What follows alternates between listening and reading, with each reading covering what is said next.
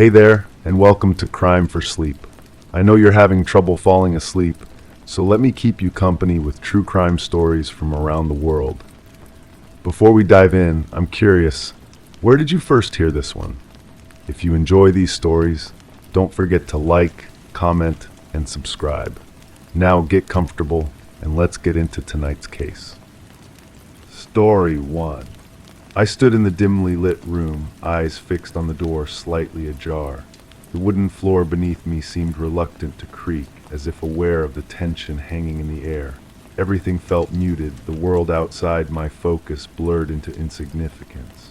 Shadows danced without cause, reshaping silently with each passing moment. I waited, listening to the soft rustle of unseen drafts that promised a presence not yet revealed.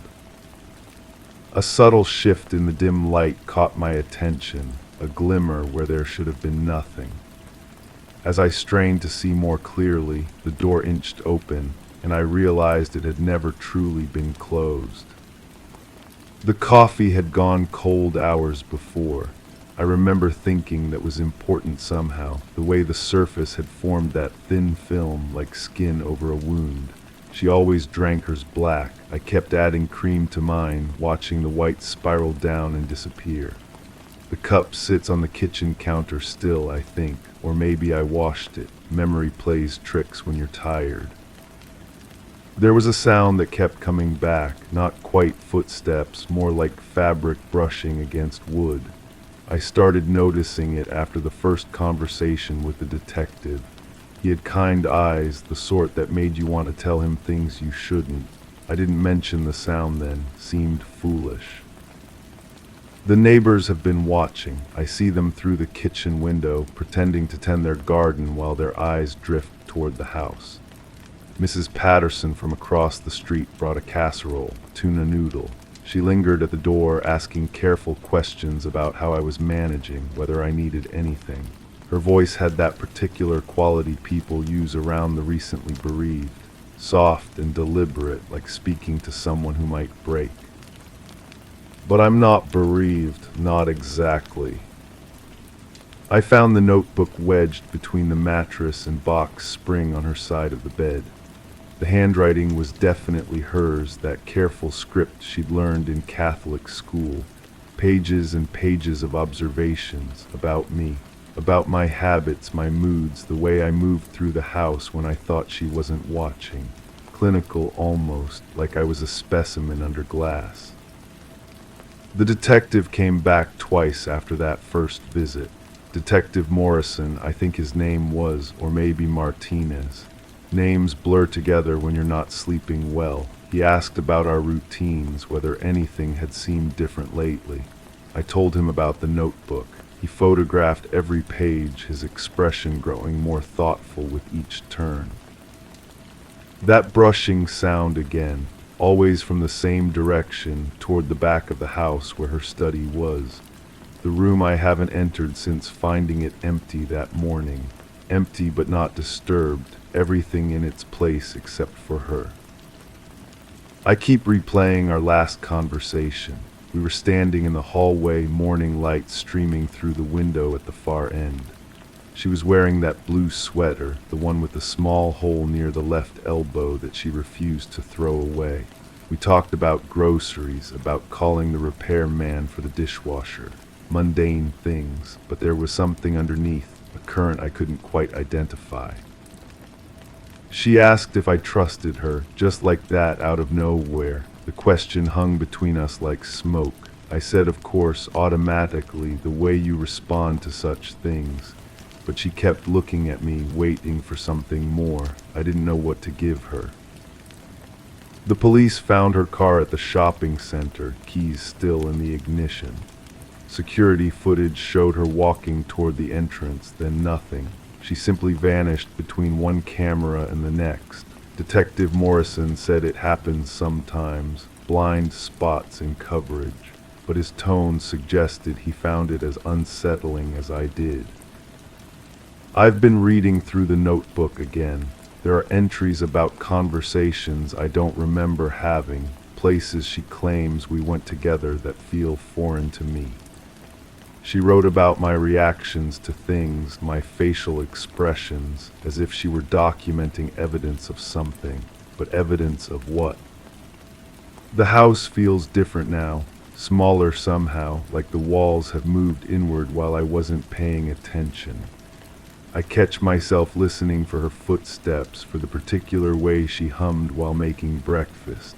Instead, there's only that soft brushing sound, rhythmic and patient. Mrs. Patterson stopped by again, this time with a concerned expression and questions about whether I'd heard anything from the police. She mentioned seeing lights on in the study late at night. I told her she must be mistaken. The study has been dark since she left, but after Mrs. Patterson went home, I found myself standing in the hallway, staring at the closed door, wondering if I could trust my own certainty. Detective Morrison called to say they were expanding the search. He used words like persons of interest and following leads, but I could hear the doubt creeping into his voice. Cases like this, he said, sometimes people just walk away from their lives, start over somewhere new. It happens more than you'd think. But she left her purse, her phone, even the small silver ring she never removed, the one her grandmother had given her. It sits on the bathroom counter where she placed it that last morning next to the tube of lipstick she'd been using. Coral Sunset, the label says, a color that never quite suited her. I found myself in the study tonight. I don't remember deciding to go in, but there I was, standing among her books and papers, everything exactly as she'd left it. The computer was still on, displaying a document she'd been working on. A story it looked like, though the narrative was fragmented, jumping between different voices and perspectives. One section caught my attention, a passage about someone watching their partner, documenting their behavior, looking for signs of something hidden. The brushing sound was louder in there, more distinct, like pages turning or fabric moving against fabric. I stood very still, trying to locate its source, but it seemed to come from everywhere and nowhere at once. There's something I haven't told Detective Morrison, something I'm not sure how to explain. In the days before she disappeared, I started finding things moved around the house. Small things, a book relocated from one shelf to another, the coffee maker unplugged when I was certain I'd left it plugged in. My reading glasses in the kitchen when I always kept them by the bed. When I mentioned it to her, she looked at me with an expression I couldn't interpret. Not surprise exactly, more like recognition, as if she'd been expecting me to notice. The notebook has more entries than I initially realized. Some are dated, others aren't. The chronology doesn't make sense. She describes events that haven't happened yet, conversations we had after she wrote about them. Unless I'm misremembering when things occurred. Time has become fluid since she left, elastic and unreliable. Detective Morrison visited again today. He looked tired, older than when we first met. The case was proving more complicated than expected, he said. There were inconsistencies in the timeline, gaps that didn't add up. He asked me to walk through that last morning again, step by step. I tried, but the details kept shifting like sand through my fingers. I dreamed about her last night, or thought I did. She was standing in the doorway of the study, wearing that blue sweater, watching me with the same analytical expression I'd seen so often in those final weeks. In the dream, she spoke, but I couldn't make out the words. When I woke, the brushing sound was there, steady and patient, like breathing. The truth is, I'm no longer certain she ever really left, not in the way everyone assumes. Sometimes, late at night, I feel her presence so strongly it takes my breath away. Other times, the house feels hollow, echoing with her absence. Both sensations feel equally real, equally false. Mrs. Patterson mentioned seeing someone in the study window again. A silhouette, she said, moving back and forth like someone pacing. When I asked what time, she couldn't remember exactly. Evening sometime, after dark. I wanted to tell her she was mistaken, but the words wouldn't come. I've started leaving the study door open, just a crack like the door in that first room where I stood waiting. The brushing sound continues, but it doesn't seem as insistent now, more like a conversation I'm finally learning to hear. The notebook's last entry is different from the others, less clinical, more personal. She wrote about feeling watched, documented, studied, about discovering that the observer can become the observed without realizing when the shift occurred. The handwriting grows less careful toward the end, as if she were writing quickly, urgently.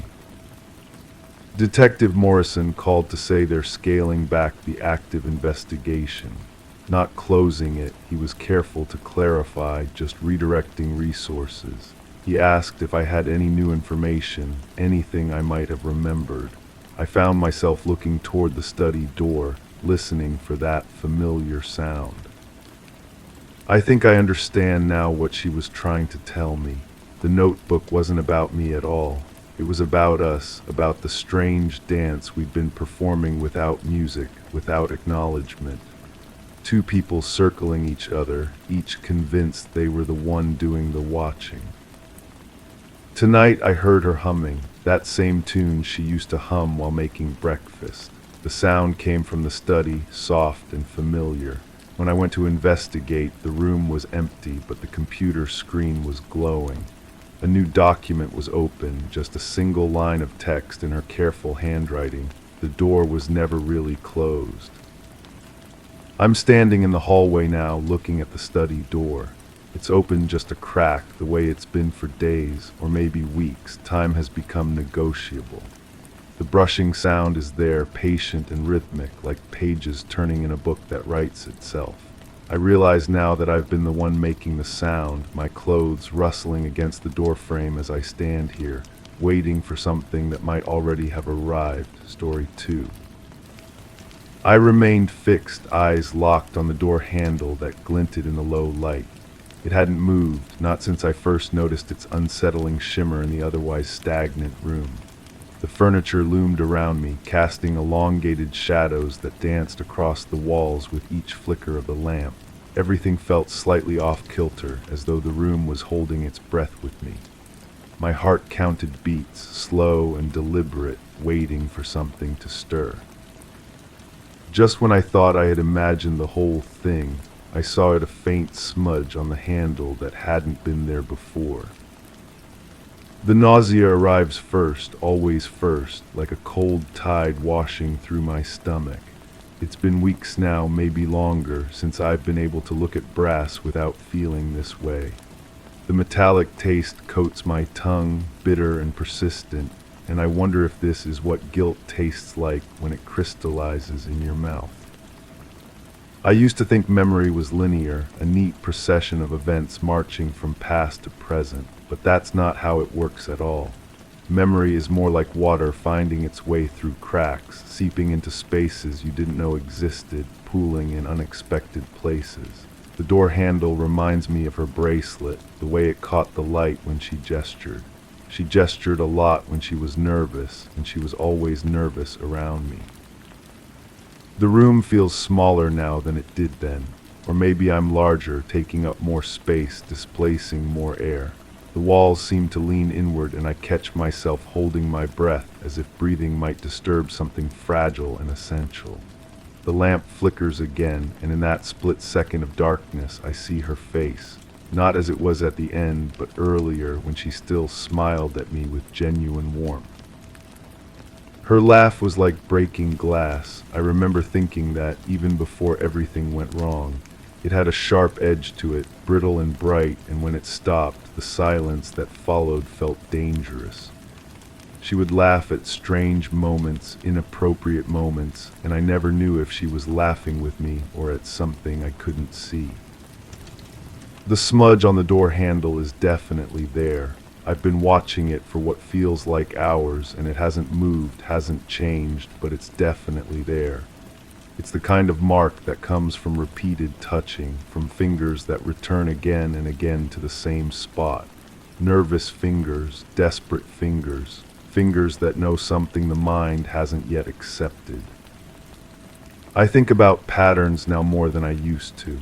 The way certain behaviors repeat themselves, the way people fall into rhythms they don't recognize. She had patterns too. The way she would touch her throat when she was lying, the way she would look past me instead of at me when she was afraid. I learned to read these signs like a language, and maybe that was the beginning of the problem. The furniture in this room has always been too large, too imposing. The chair I'm sitting in dwarfs me, makes me feel like a child waiting for judgment. But I'm not a child anymore, haven't been for a long time, and the judgments I'm waiting for are ones I'll have to pass on myself. The shadows move with a life of their own, reaching across the floor like fingers, and I wonder if shadows can carry guilt the way water carries scent. She used to say I watched her too closely, not in those words, but in the way she would shift uncomfortably when she caught me looking, the way she would suddenly find something urgent to do in another room. I told myself I was being attentive, caring, protective, but there's a thin line between protection and possession, and I'm not sure which side of it I was on. The door handle continues to gleam, and I realize I've been staring at it so long that my eyes have begun to water. The tears feel foreign on my cheeks, as if they belong to someone else. I haven't cried in weeks, not since the last time I tried to explain what happened and realized there were no words adequate to the task. Some experiences exist beyond language, in spaces where only the body remembers. Memory is unreliable, they say. Memory lies, distorts, embellishes, omits, but the body doesn't lie. The body remembers the weight of her hand in mine, the way her pulse quickened when she was afraid, the exact temperature of her skin in those final moments. The body remembers what the mind tries to forget. I keep returning to the bracelet, the way it caught the light. It was silver, not brass, but metal is metal, and light is light, and some associations run deeper than logic. She wore it every time I saw her, twisted it around her wrist when she was thinking. It left marks on her skin, pale indentations that looked like tiny shackles. I should have paid attention to those marks. The room breathes around me, expanding and contracting with a rhythm that doesn't match my heartbeat. The walls seem to pulse, and I wonder if I'm experiencing some kind of breakdown, some fundamental disconnection from reality. But then I remember that reality itself became unreliable long before my perception of it did. She had a way of making me feel like I was losing my mind, not intentionally, I don't think, but as a side effect of her own instability.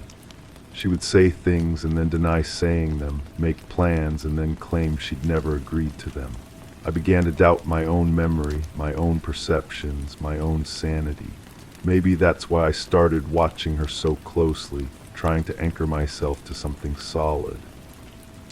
The door handle hasn't moved, but I have the distinct impression that something has changed in the room. The quality of the light, perhaps, or the weight of the air. There's an expectancy now, a sense of impending revelation. I've felt this before, in dreams mostly. That moment just before understanding arrives like a blow to the chest. I think about the last conversation we had, the way her voice sounded different, flatter somehow, as if she was speaking from a great distance. She kept touching her throat, that telltale gesture, but when I asked her what she was lying about, she just looked at me with those wide, frightened eyes. I should have stopped pushing then. I should have let her keep her secrets. But secrets are like infections. They spread and fester and poison everything they touch. Her secrets were eating her alive, and by extension, they were eating me too. I told myself I was trying to help, trying to heal whatever wound she was hiding. But maybe I was just trying to satisfy my own need to know, to control, to possess completely. The smudge on the door handle seems to be growing, or maybe my vision is deteriorating. I blink hard, trying to clear my eyes, but the mark remains.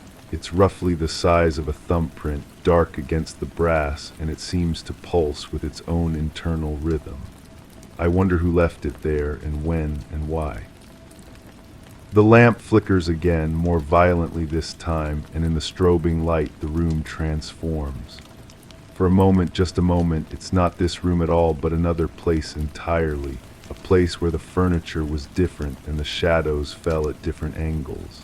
A place where she stood by a different door, her hand on a different handle, looking back at me with an expression I couldn't read. I'm mixing up locations now, times, contexts. The past and present blur together like watercolors in rain, and I can't tell which memories belong to which moments. This is how it starts, I think, the dissolution of linear thought, the collapse of chronology into pure sensation and emotion. Her bracelet made a sound when she moved, a soft chiming like distant bells. I can hear it now even though she's not here, even though the bracelet is probably in some evidence bag somewhere, tagged and catalogued and reduced to mere object. But in my memory it still sings, still catches the light, still marks time against her restless wrist. The door handle demands attention, draws the eye like a magnet draws iron. I wonder what's on the other side of that door, what waits in the space beyond. I've been afraid to look, afraid to move, afraid to disturb whatever delicate equilibrium keeps this moment suspended between revelation and ignorance. She was always moving toward doors, I realize now, always looking for exits, escape routes, ways out of whatever situation she found herself in. I interpreted this as restlessness, as an adventurous spirit, but maybe it was something else entirely. Maybe it was survival instinct, the deep animal knowledge that she was in danger. From me. The thought arrives without warning, unbidden and unwelcome. I push it away, but it returns with the persistence of truth, settling in my consciousness like sediment in still water. The nausea intensifies, and I taste copper, sharp and metallic, the flavor of fear and guilt commingled. I never meant to hurt her. This much I know, this much remains clear in the fog of confused memory and distorted perception. Whatever happened, however it happened, it wasn't intentional. But intention and result are different things, and the space between them is where responsibility lives. The room tilts slightly, or maybe I'm tilting, listing like a ship taking on water. The shadows reach further now, stretching across the floor to touch my feet, and I feel their coldness through my shoes. Everything is connected. I realize the shadows and the light, the door handle and the bracelet, her nervous laughter and my guilty silence. I remember the weight of her in my arms, but I can't remember if she was sleeping or something else. The distinction feels important, crucial even, but the harder I try to grasp it, the more it slips away. Memory is like trying to hold water in cupped hands. The tighter you squeeze, the faster it escapes. The door handle gleams with accusation, and I understand now that the smudge is not dirt or oil, but something else entirely. Something that shouldn't be there, something that tells a story I'm not ready to hear. My fingers ache with phantom sensation, as if they remember touching something they shouldn't have touched. She trusted me in the end, that's what makes it so much worse. Despite everything, despite the watching and the questioning and the slow erosion of boundaries, she still trusted me enough to let me close enough to hurt her, close enough to destroy everything beautiful about her, everything fragile and precious and irreplaceable. The lamp flickers one final time and then goes out, plunging the room into darkness. But the door handle continues to gleam, as if lit from within, and I realize that some things carry their own illumination. Some truths shine with their own terrible light. In the darkness, I finally understand what the smudge on the handle represents. Not dirt or oil or the residue of nervous fingers, but the mark of something final, something irreversible. the last trace of a hand that will never turn another handle, never catch light on silver jewelry, never gesture nervously in the space between words. And I understand, too, that I am not waiting for something to happen. I am remembering something that has already happened, something that can never be undone. The room holds its breath not in anticipation, but in aftermath, and I am not an observer, but a participant in this tableau of guilt and consequence. The door handle gleams in the darkness, patient and eternal, marking the boundary between what was and what can never be again. Story 3. The rustle wasn't loud, just a soft crackle, like paper folding in on itself. I'd been passing the window when it caught my ear, snapping me from the quiet solitude of the room. The blinds swayed lightly, undisturbed by any breeze. My fingers brushed the edge of the curtain, but the sound persisted, more insistent this time. It pulled me toward the desk, where a stack of papers sat untouched, save for a single page bent at the corner. It wasn't possible, I thought, for something so ordinary to feel so out of place.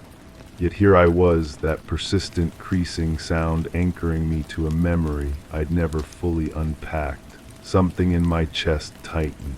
I couldn't avoid it any longer. The sound comes back now, sitting here, that same crackling. I close my eyes and I'm somewhere else entirely. A different room maybe, or the same room but wrong somehow. The walls feel closer. The air tastes metallic, like pennies left in a pocket too long.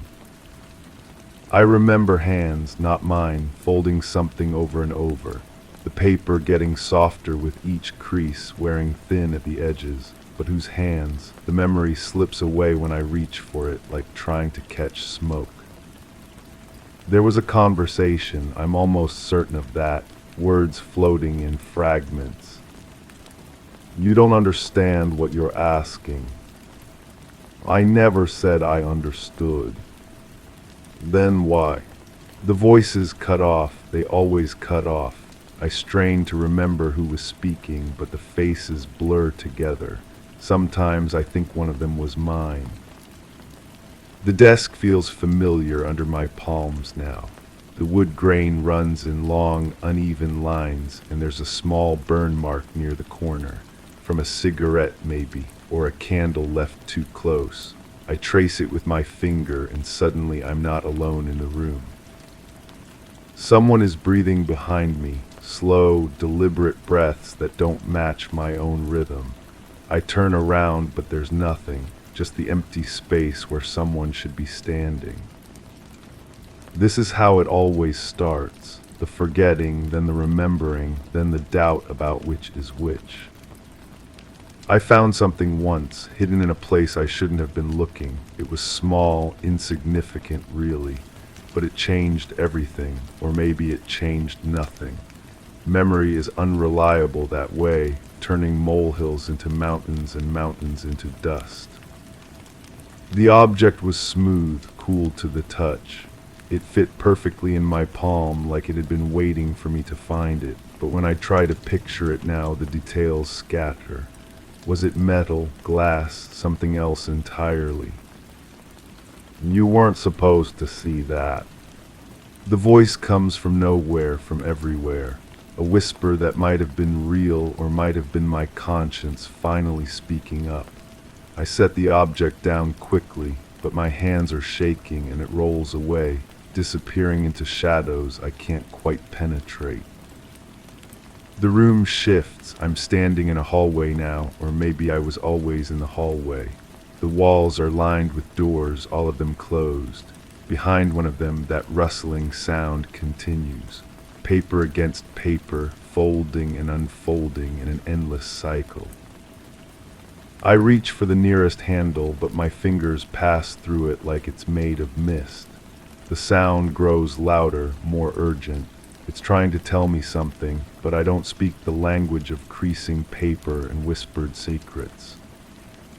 Someone was crying, I remember that now, though the memory feels borrowed from someone else's life.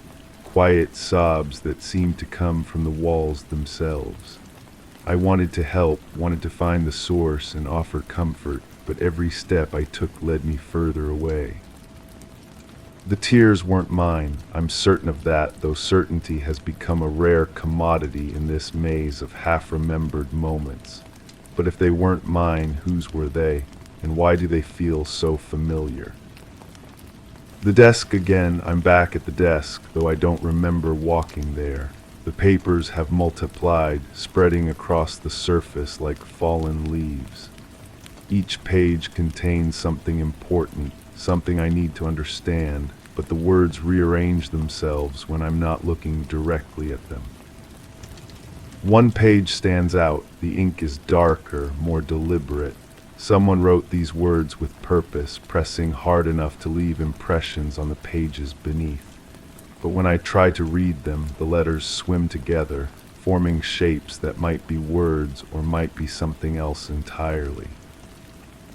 Don't read that. Another voice different from the first. This one carries weight, authority. It's the kind of voice that's used to being obeyed, but I can't see who's speaking. The room is empty, has always been empty, will always be empty.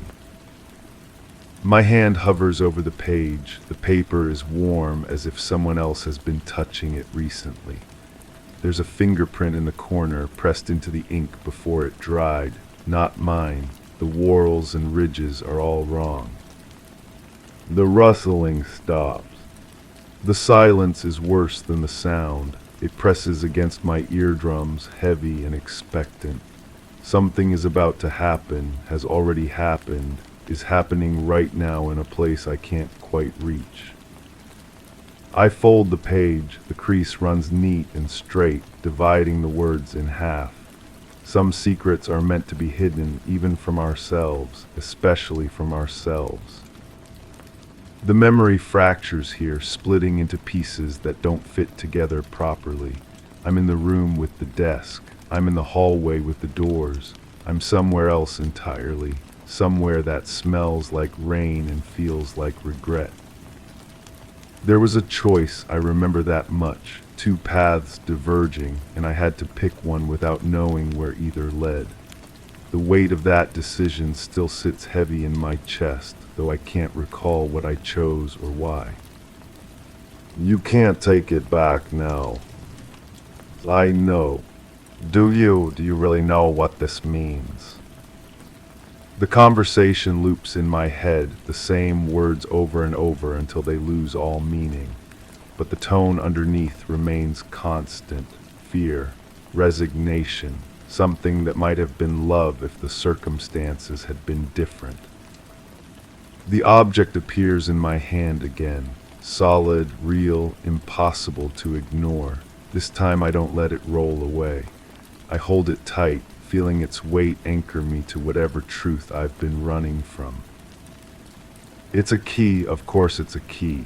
Keys open things, unlock secrets, reveal what was meant to stay hidden. But what does this one open, and do I really want to know? The doors in the hallway have changed. Some are gone entirely, leaving blank wall in their place. Others have multiplied, creating a maze of choices that lead nowhere and everywhere at once. The key grows warm in my palm, responding to something I can't see or hear or understand. One door stands out. It's smaller than the others, almost hidden in an alcove I swear wasn't there before. The wood is old, weathered, marked with scratches that could be from fingernails or claws or something worse. The keyhole is the right size, the right shape. It's been waiting for me. But I don't move toward it. Some doors are meant to stay closed. The crying starts again, closer now, more distinct. It's coming from behind the small door, seeping through the cracks like smoke. Someone is in pain, has been in pain for a very long time. The key pulses in my hand, urgent and demanding. I take a step forward. The floorboard creaks under my weight, a sound that echoes through the hallway like a gunshot.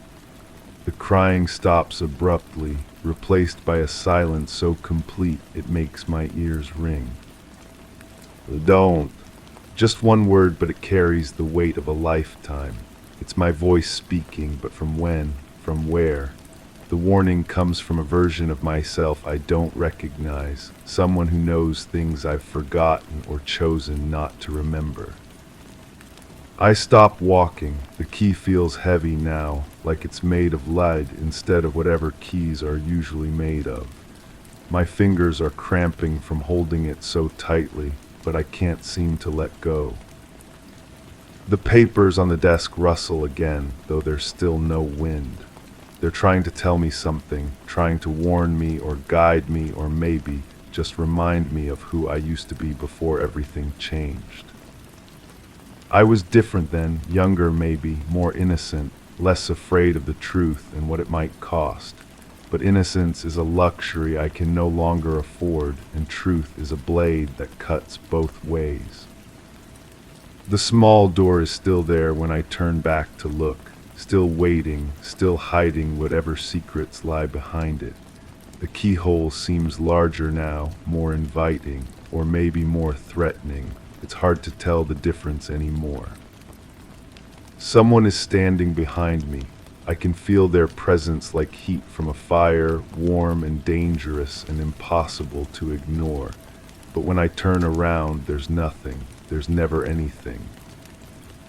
You know what you have to do. The voice is patient now, understanding. It doesn't push or demand or threaten. It simply states a fact that we both know to be true. Some doors have to be opened, no matter what lies behind them. My feet carry me forward without conscious thought. The key slides into the lock like it was made for this moment, this choice, this inevitable conclusion. The metal turns smoothly, too smoothly, as if the mechanism has been waiting and ready for longer than I can imagine. The door swings open. The room beyond is empty. Of course it's empty. What did I expect to find? Answers, explanations, some grand revelation that would make sense of all these fragments and half-memories and whispered conversations. But the emptiness is wrong somehow. It's too complete, too perfect. Real rooms have dust and shadows and the accumulated weight of human presence. This room has none of that. It's a void pretending to be a space, a question mark wearing the mask of punctuation. I step inside anyway. The floor feels solid enough under my feet, though I can't shake the feeling that I'm walking on nothing at all. The walls are bare, painted a color that might be white or might be the absence of color entirely. There's something in the corner, small, easily missed if you're not looking for it. I approach slowly, afraid of what I might find and more afraid of what I might not find. It's a piece of paper, folded once, twice, 3 times until it's small enough to hide in a closed fist. The edges are soft from handling, worn thin by fingers that have touched it too many times. I unfold it carefully. The creases are permanent now, dividing whatever message it contains into neat geometric sections. But when I smooth it out, the page is blank. No words, no images, no clues to explain why it feels so important. The rustling sound returns, louder than before. It's coming from the paper itself, though the page lies still in my hands. The sound builds and builds until it fills the empty room, until it drowns out my heartbeat and my breathing and the small voice in my head that's been trying to warn me away from this moment. Then silence. I'm back at the desk. The papers are gone, the surface clean and empty except for dust motes dancing in the light from the window. The blinds hang straight and still, undisturbed by any breeze. My hands rest flat against the wood, feeling the familiar grain and that small burn mark in the corner. The key is gone, the doors are gone. The empty room and the blank paper and the voices that whispered warnings and encouragement in equal measure all gone, like they never existed at all. But the sound remains, that soft rustling like paper folding in on itself. It's quieter now, almost gentle, but it's there. It's always there, waiting for the next time I pass by the window and let my guard down long enough to really listen. I know now that I'll never understand what happened, what's happening, what might happen next. Some mysteries aren't meant to be solved, only experienced and endured and eventually accepted as part of the landscape of memory. The room feels different now, though nothing has changed. The air tastes cleaner, less metallic. The walls have returned to their proper distance. But something fundamental has shifted. Some invisible line has been crossed, and there's no going back to whatever innocence I had before. I brush my fingers against the edge of the curtain one more time. The fabric is soft, familiar, comforting in its ordinariness. But underneath the comfort, underneath the normalcy, that sound continues. Paper against paper, folding and unfolding, keeping time with a rhythm I'm only beginning to understand. And I know, with the kind of certainty that comes from the deepest places of the heart, that this isn't the end of the story. It's barely the beginning, story 4. The click of the lock echoed as I turned it, the metal cool and certain in my hand. A breeze brushed past, cutting through the still air, causing the hair on my arms to rise. My skin detected the faint draft that wasn't there before, a whisper against the warmth of the room. As I slipped the key into my pocket, the room felt smaller, as if the air had thickened around me. Something had shifted, but nothing had moved. My footsteps paused, sensing the change I couldn't see. The walls seemed to watch, and I couldn't find their eyes. I had come to secure the house after the incident. That's what I tell myself when I replay that afternoon in my mind. The rational version unfolds cleanly. I received the call around noon, drove across town through familiar streets lined with oak trees, their branches creating a canopy of shadows on the asphalt.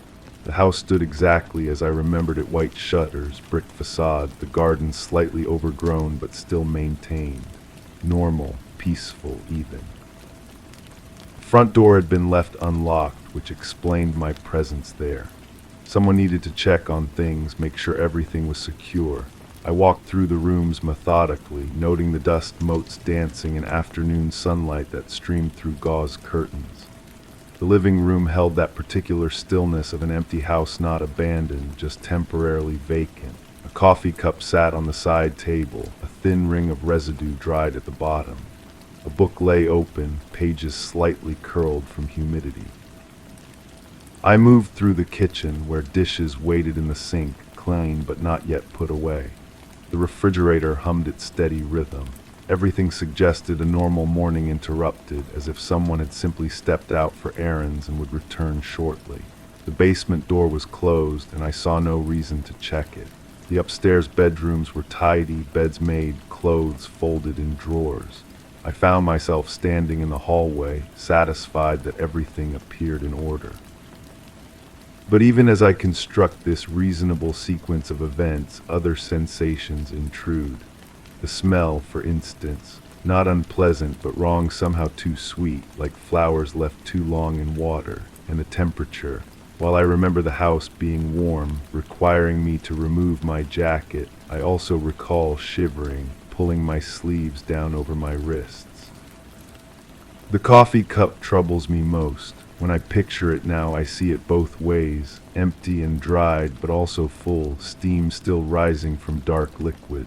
The book was closed, wasn't it? Yet I distinctly remember seeing text on an open page, though I cannot recall what it said. These contradictions slide past each other like overlapping photographs, neither quite coming into focus. There's something else about that basement door. In my clear recollection, I barely noticed it, just another door in a house full of doors. But underneath that certainty runs a different current. My hand on the knob, the metal warm instead of cool. The resistance as I turned it, as if something on the other side pressed back. The creak of hinges that needed oil. I remember descending wooden steps, each one announcing my presence with a groan. The air grew cooler, carrying that sweet smell more intensely. At the bottom, a single bulb cast harsh shadows across concrete walls. Cardboard boxes lined the perimeter, their contents unknown. In the center of the space, an area had been cleared, the floor scrubbed so clean it reflected the light. But that can't be right. I never went to the basement. I'm certain of this because I remember standing at the top of the stairs, looking down into darkness and deciding against it. The house was secure enough without checking every corner. I had other responsibilities that day, places to be. Yet my shoes remember differently. When I returned home, I found concrete dust on the soles, gray powder that shouldn't have been there if I'd only walked on hardwood and carpet. I stared at that dust for a long time, trying to understand how it had gotten there. Perhaps from the driveway, though I couldn't recall stepping anywhere unpaved. The key in my pocket grew heavier as I prepared to leave. Such a small object, yet it seemed to pull at the fabric, weighing down that side of my jacket. I had locked the front door from the inside, then exited through the back, securing that lock as well. The house was safe, sealed, protected from whatever might try to enter. Or was I sealing something in? This thought arrives unbidden, carrying with it a rush of sensory memories that don't align with my careful reconstruction. The sound of breathing that wasn't mine, coming from somewhere deeper in the house. A shadow that moved independently of any light source. The sensation of being watched, not by the walls as I'd initially felt, but by something behind them. I remember now, or think I do, standing in that basement, staring at the clean patch of floor, understanding what its scrubbed perfection meant.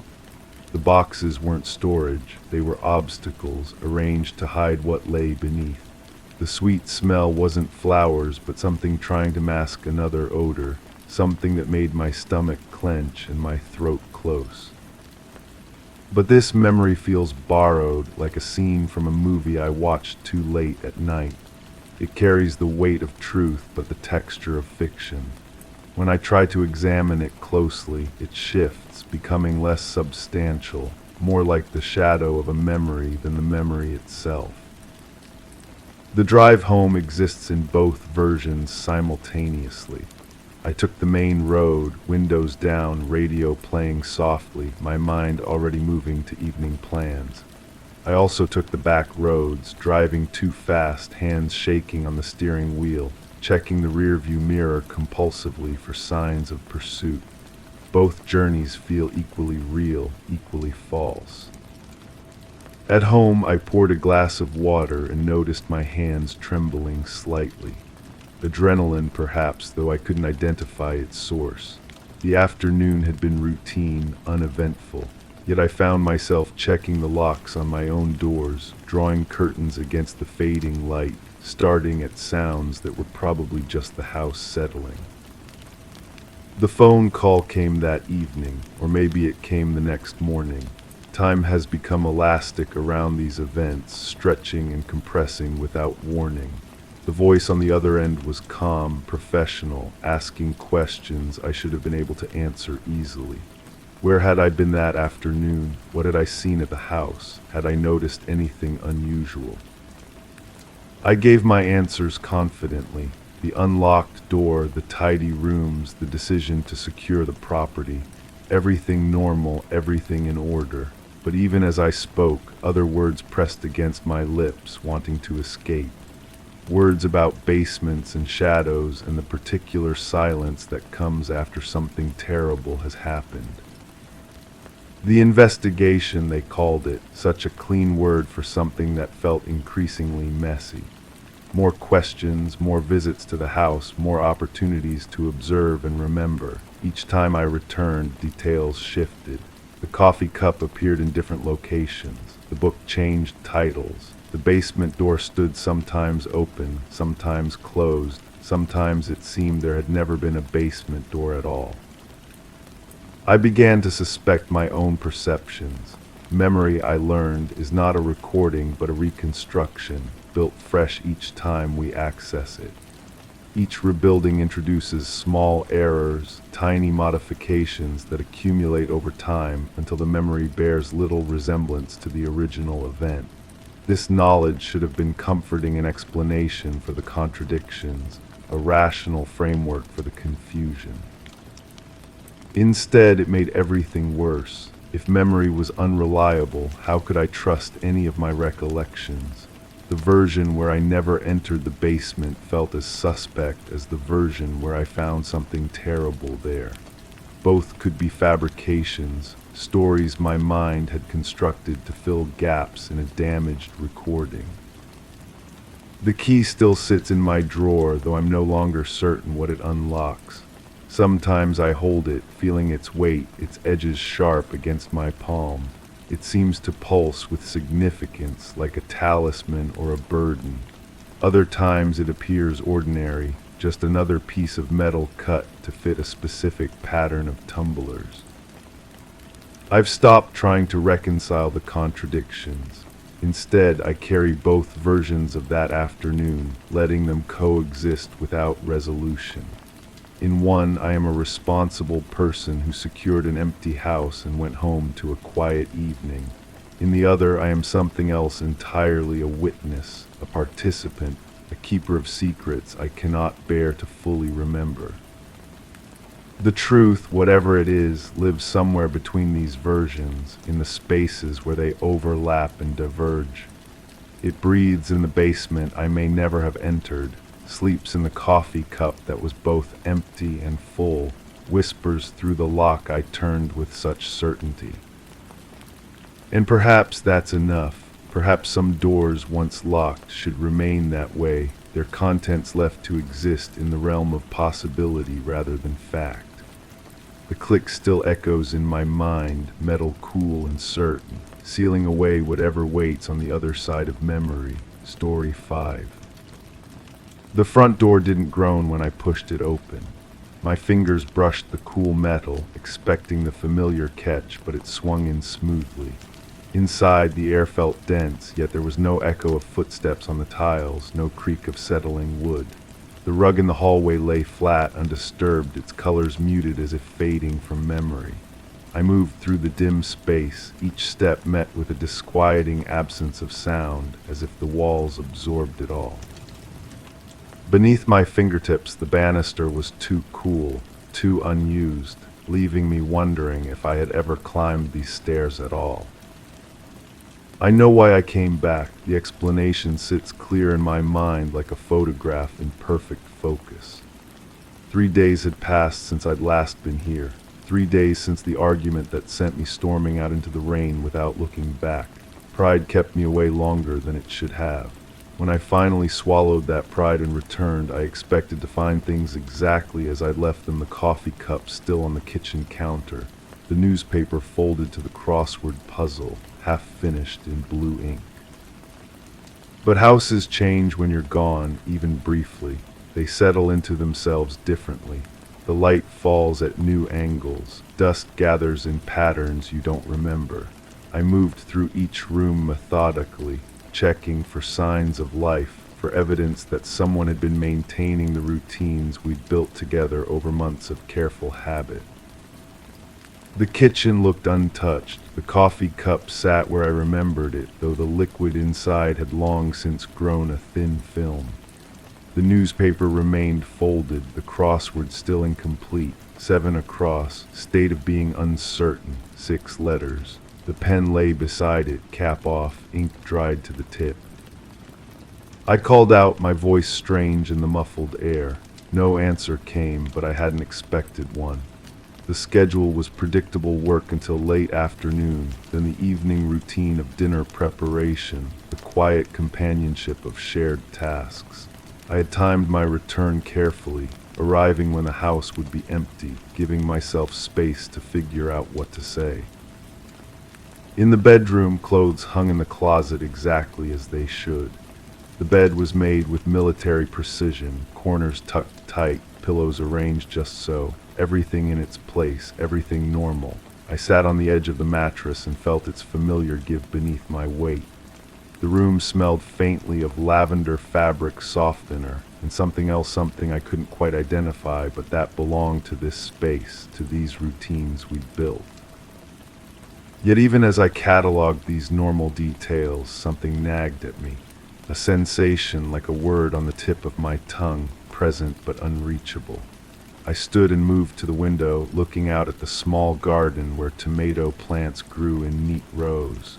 Their leaves looked yellowed, drooping. 3 days without water in this heat would do that. But the sensation persisted, growing stronger as I stood there.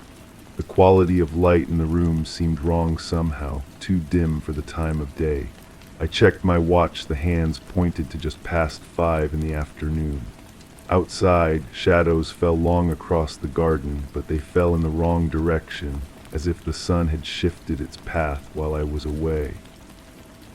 I moved back downstairs, drawn by an impulse I couldn't name. In the kitchen, I approached the coffee cup again.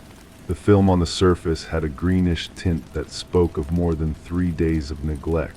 I lifted it to my nose and caught a sour smell that made me set it down quickly.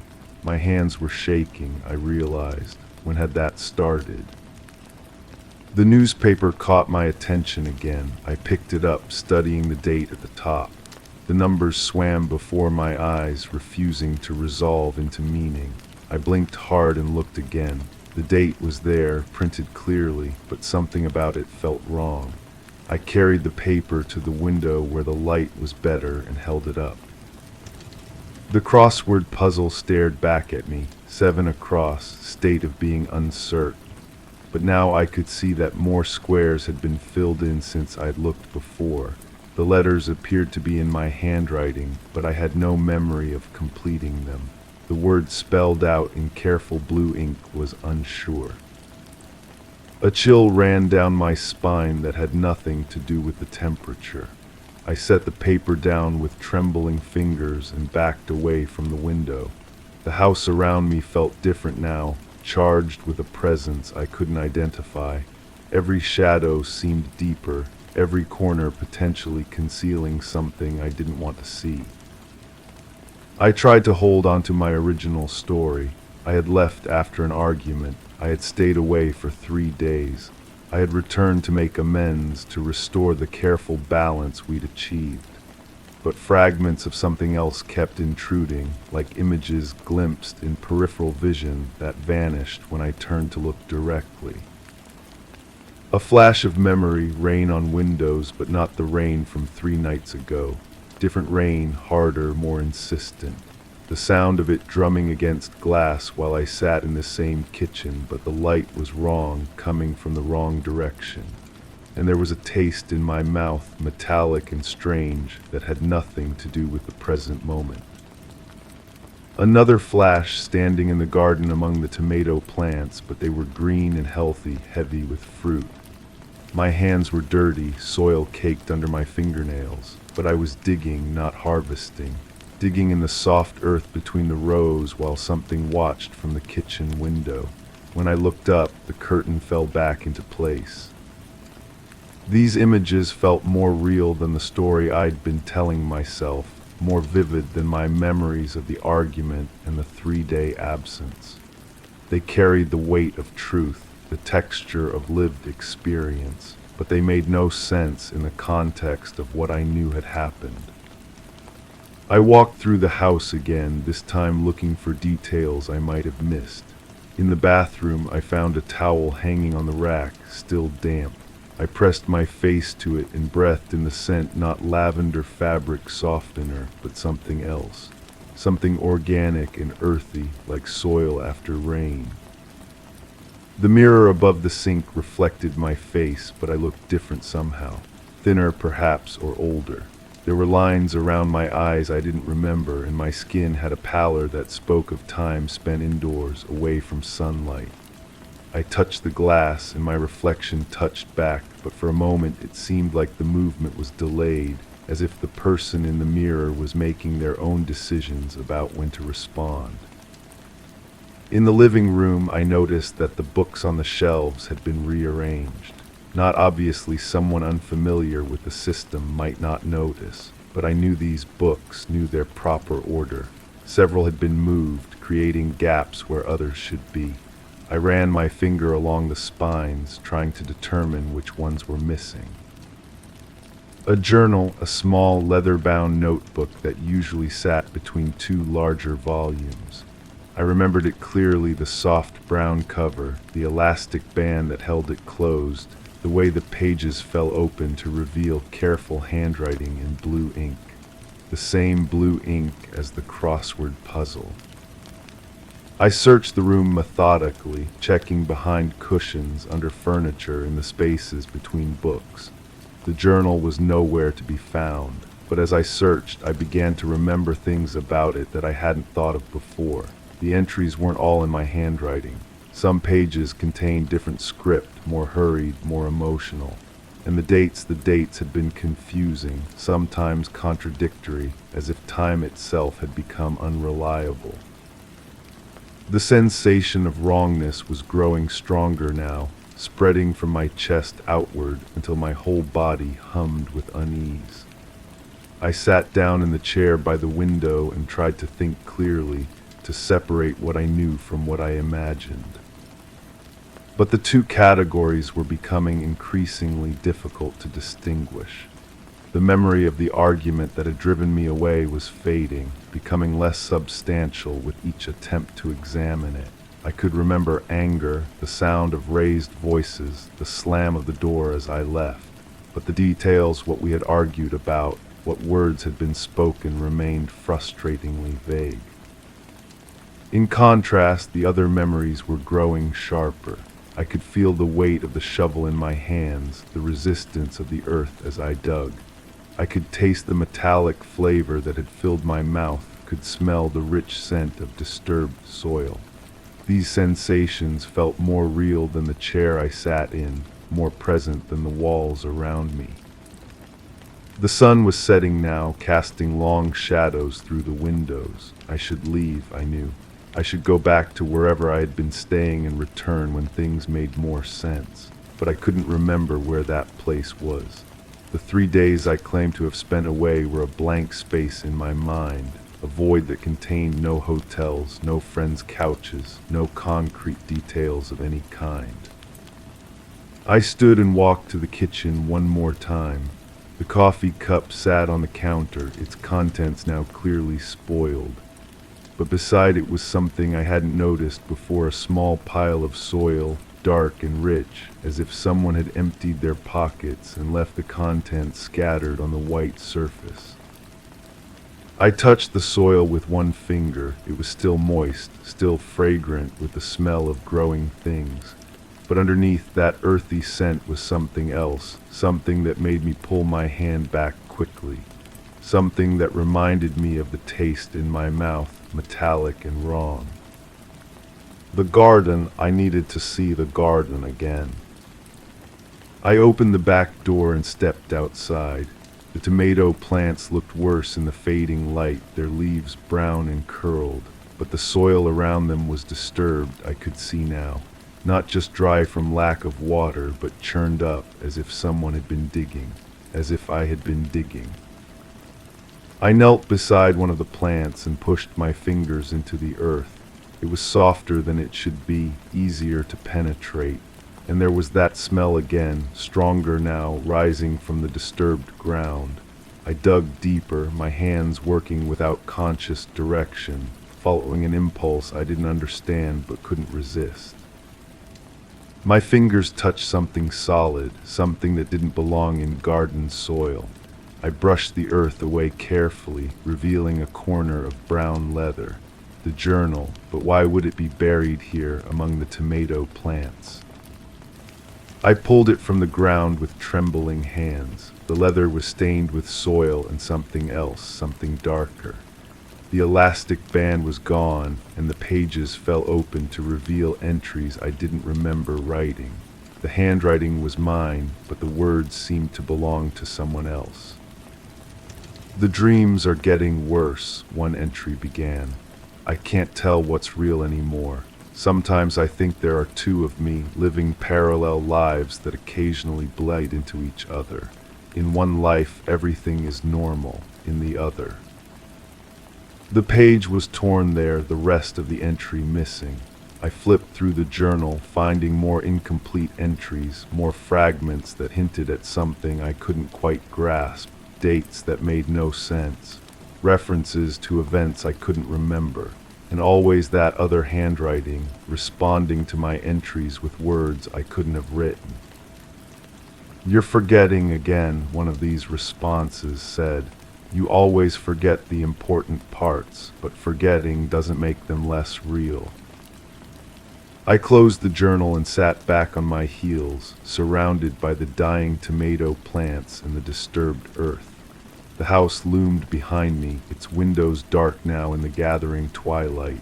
I had come here looking for answers, for resolution to whatever had driven me away. Instead, I had found only more questions. The two stories existed side by side in my mind now, equally real and equally impossible. In one, I was someone who had left after an argument and returned to make amends. In the other, I was someone who had never left at all, who had been here all along, tending a garden that held secrets I couldn't bear to remember. Both stories felt true, both stories felt like lies. I stood slowly, the journal clutched in my dirty hands. The house waited, patient and silent. Inside, the crossword puzzle lay half-finished on the kitchen counter. 7 across, state of being uncertain, 6 letters, unsure. But I hadn't filled in that answer. I was certain of that much, at least, wasn't I? The question followed me as I walked back toward the house, toward the front door that had opened too easily, toward the rooms that held too many contradictions. Behind me, the garden settled into darkness, keeping its secrets buried in the soft earth between the rows. I paused at the threshold, my hand on the door frame. Inside lay one version of the truth, outside lay another, and I stood between them, uncertain which way to step, uncertain which story to believe, uncertain of everything except the weight of the soil-stained journal in my hands and the growing conviction that some questions are more dangerous than their answers. Story 6. The door was slightly ajar at the moment of entry. The bedroom environment appeared systematic and undisturbed, with clothes hanging uniformly in the closet and shoes precisely aligned under the bed. A solitary chair was positioned facing the window, overlooking the street. A journal lay unopened on the nightstand, its cover free of dust, hinting at recent use. The nightlight was unplugged from the socket, resting on the floor without visible damage. The rug's tassels were meticulously straightened, although the fibers beneath it showed signs of recent disturbance. The floor creaked in 2 places adjacent to the bed, though no weight seemed ever to press upon it. I remember thinking about patterns, how they emerge without invitation, how they suggest meaning where none should exist. The way she arranged her morning coffee cups in perfect circles on the kitchen counter. 3 cups, always 3, though only 2 of us lived in that house. The real estate agent had warned me about the previous tenant's departure. Sudden, she said, but not unusual in this neighborhood. People come and go. They leave traces of themselves in drawer handles worn smooth by repetitive touch, in light switches positioned at heights that don't quite fit my reach. Standing in that bedroom now, I understand why she chose this room. The window frames the intersection where 2 quiet streets meet.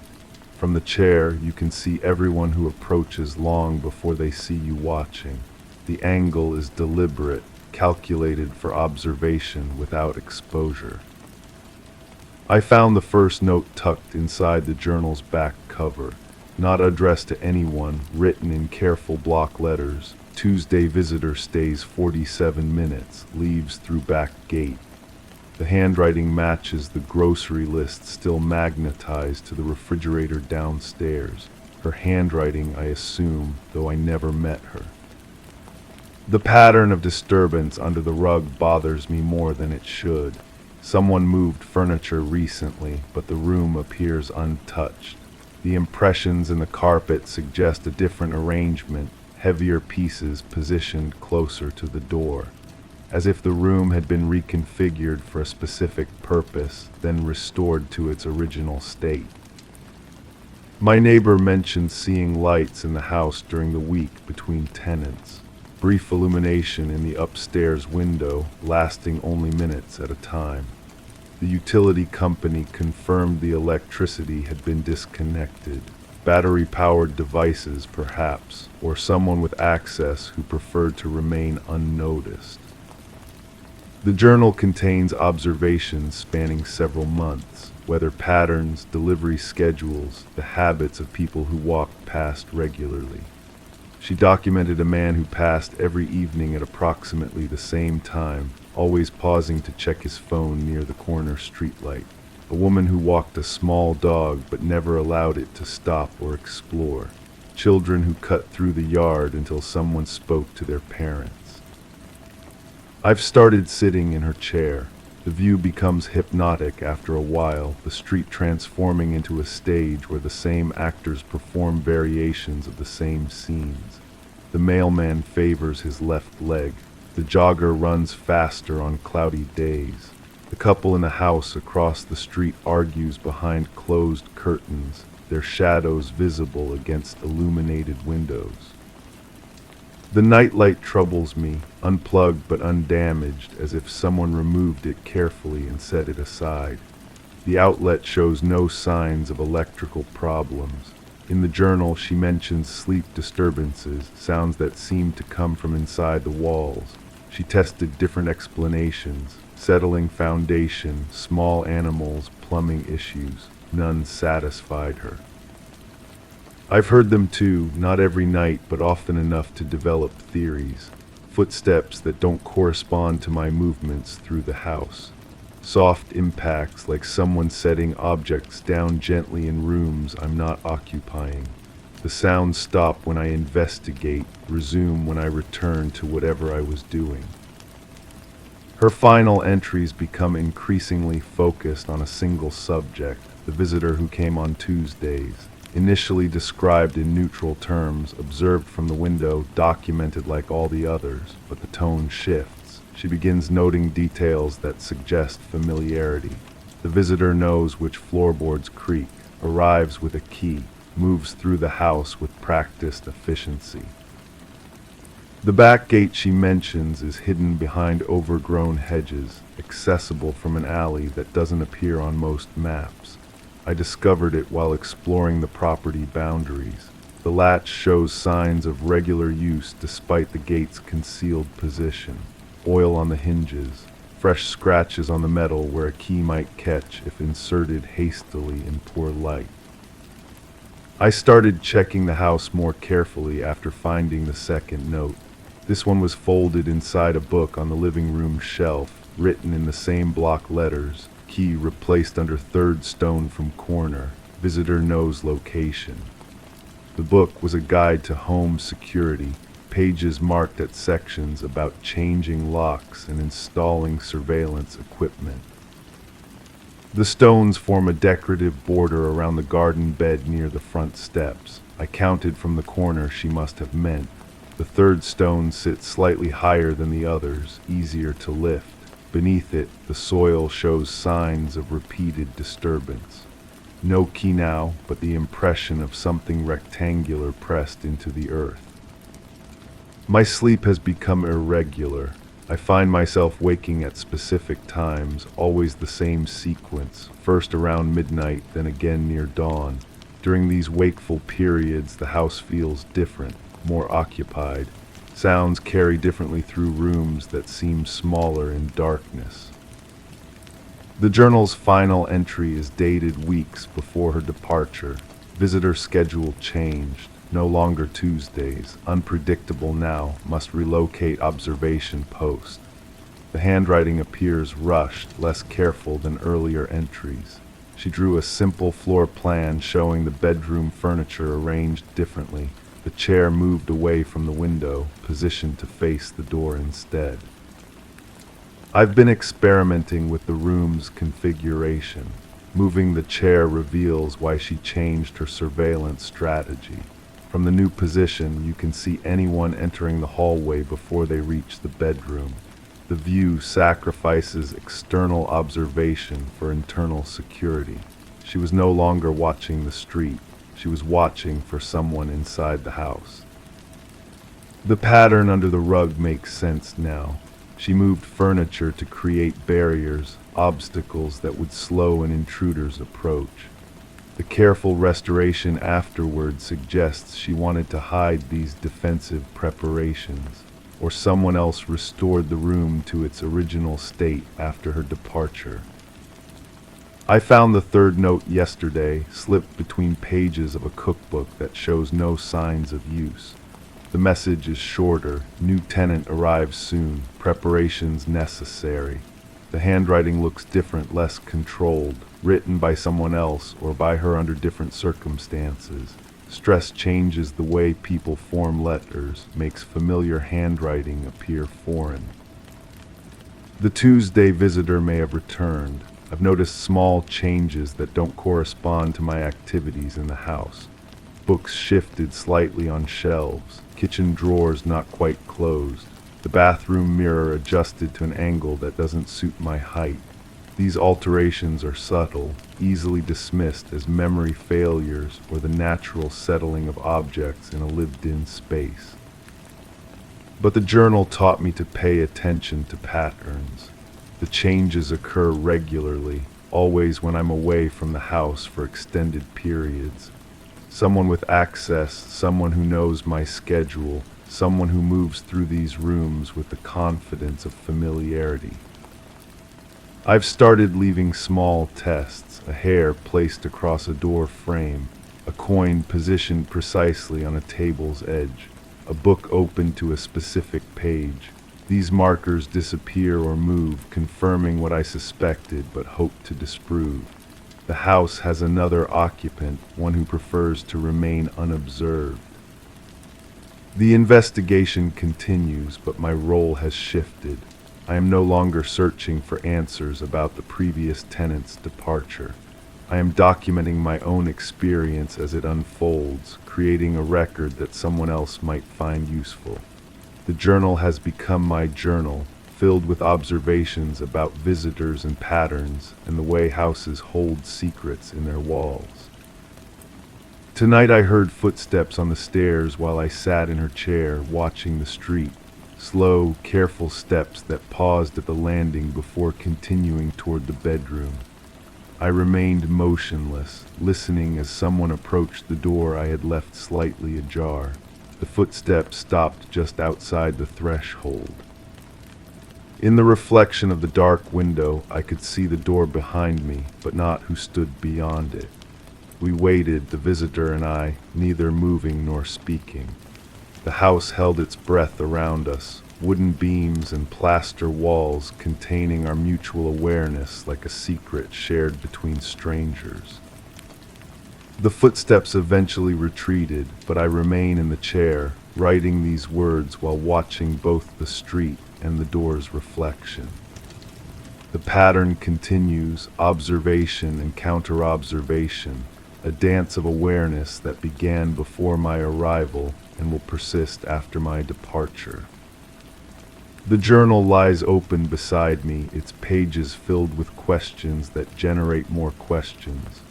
Who watches the watchers? Who documents the documentarians? The house keeps its own records, written in creaking floors and shifting shadows, in the weight of presence and absence measured against the silence between heartbeats. Story 7. It wasn't the first time the porch light flickered out. The bulb was new, but sometimes things just don't work as they should. I noticed the evening paper stayed dry under the awning, like it had been placed there intentionally. The hedge trimmer was back in the garage, even though no one mentioned using it. Leaves scattered as if a breeze had been through, but the air was still. I returned inside, leaving the front door unlatched. The house feels different when you know someone has been watching it. Not different in the way furniture moves or windows open by themselves. but different in the way shadows fall across familiar rooms, different in the way silence settles into corners where conversation used to live. I understand now that the watching began long before I noticed the hedge trimmer, long before the porch light started its irregular dance between illumination and darkness. Memory plays tricks when you're trying to reconstruct the exact moment suspicion takes root. Was it the morning I found the coffee pot still warm though no one had mentioned making coffee? Or perhaps it was earlier when I discovered the back gate latched from the inside, though I distinctly remembered leaving it open for the delivery. These details accumulate like dust on a windowsill, invisible until the light hits them just right. The neighborhood has always been quiet, tree-lined streets where children ride bicycles in lazy circles and dogs bark at nothing more threatening than postal workers. The kind of place where people know each other's schedules without meaning to, where the absence of a car in a driveway registers as noteworthy, where someone walking past your house 3 times in an evening might be exercising or might be something else entirely. I started keeping track of small changes after the hedge trimmer incident, not in a formal way, not writing anything down, just mental notes that accumulated like sediment.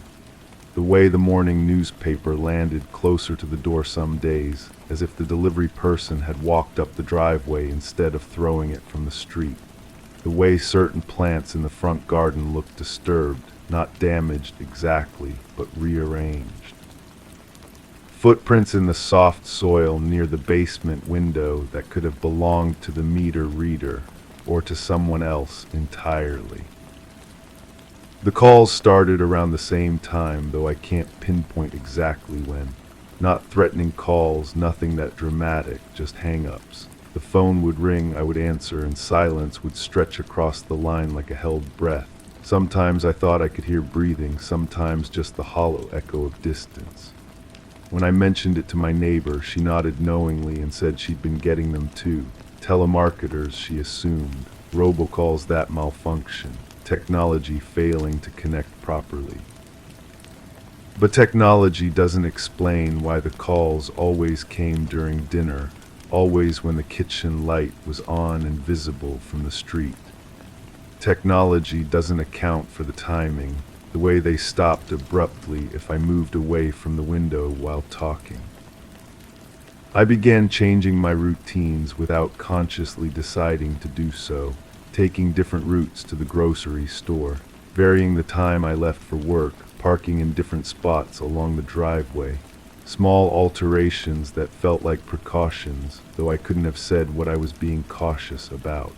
The mind creates its own logic when faced with patterns that don't quite make sense. The police officer who came to take my statement was younger than I expected, with kind eyes and a patient way of listening that made me feel both reassured and foolish. I explained about the hedge trimmer, the porch light, the phone calls. As I spoke, the incident sounded smaller than they had felt, less significant. Circumstantial, he called them. Probably unrelated. He suggested I call the phone company about the hang-ups and consider motion sensor lights for the yard. His report, a copy of which I requested later, described my concerns as vague suspicions of possible surveillance. The clinical language made my fears seem both legitimate and paranoid simultaneously. Vague suspicions, as if the vagueness itself was the problem, rather than the accumulation of small certainties that something was not right. I installed the motion sensor lights the following weekend. They cast harsh white illumination across the front yard whenever anything moved within their range. Cats triggered them nightly. The mailman set them off each afternoon. They created more disturbance than they prevented, turning every innocent movement into a spotlight event.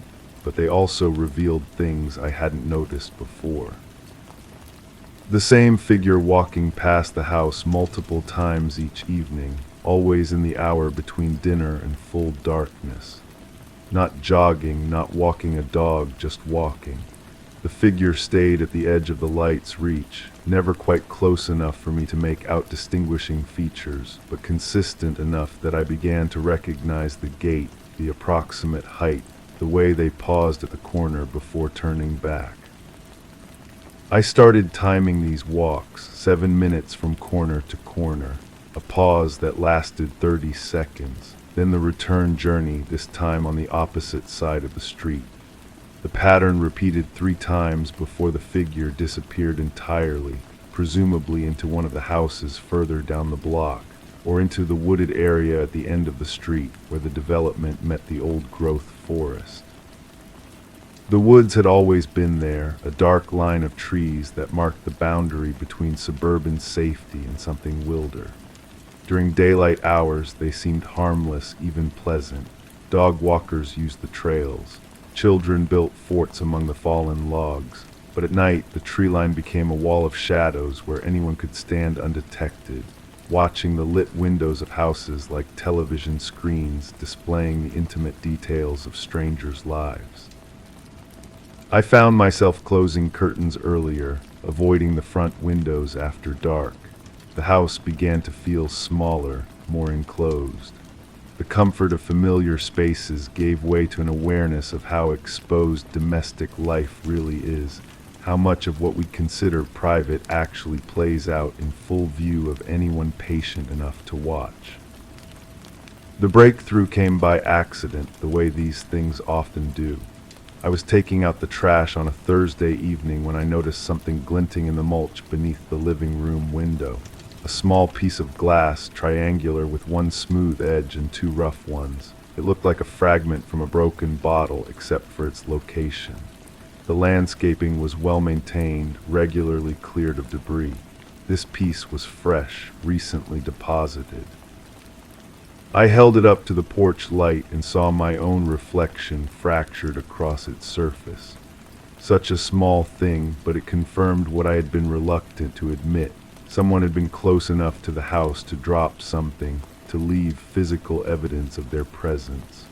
The glass felt significant in a way that transcended its actual importance, like a message in a language I was only beginning to understand. The next evening, I positioned myself at the upstairs window with a clear view of the street. The motion sensor lights had been adjusted to cover more area, and I had borrowed a pair of binoculars from the neighbor who assumed I was interested in bird watching. The irony wasn't lost on me that I had become the watcher, standing in darkness to observe someone who might be observing me. The figure appeared at the usual time, but something was different. Instead of walking past, they stopped directly in front of the house. In the harsh glare of the motion sensor light, I could see more details. Average height, dark clothing, a baseball cap pulled low. They stood motionless for several minutes, facing the house, before reaching into a pocket and pulling out what looked like a phone. My own phone rang. I let it go to voicemail, watching from the window as the figure below held their phone to their ear. When my voicemail message finished, they hung up and walked away, disappearing into the shadows beyond the reach of the lights.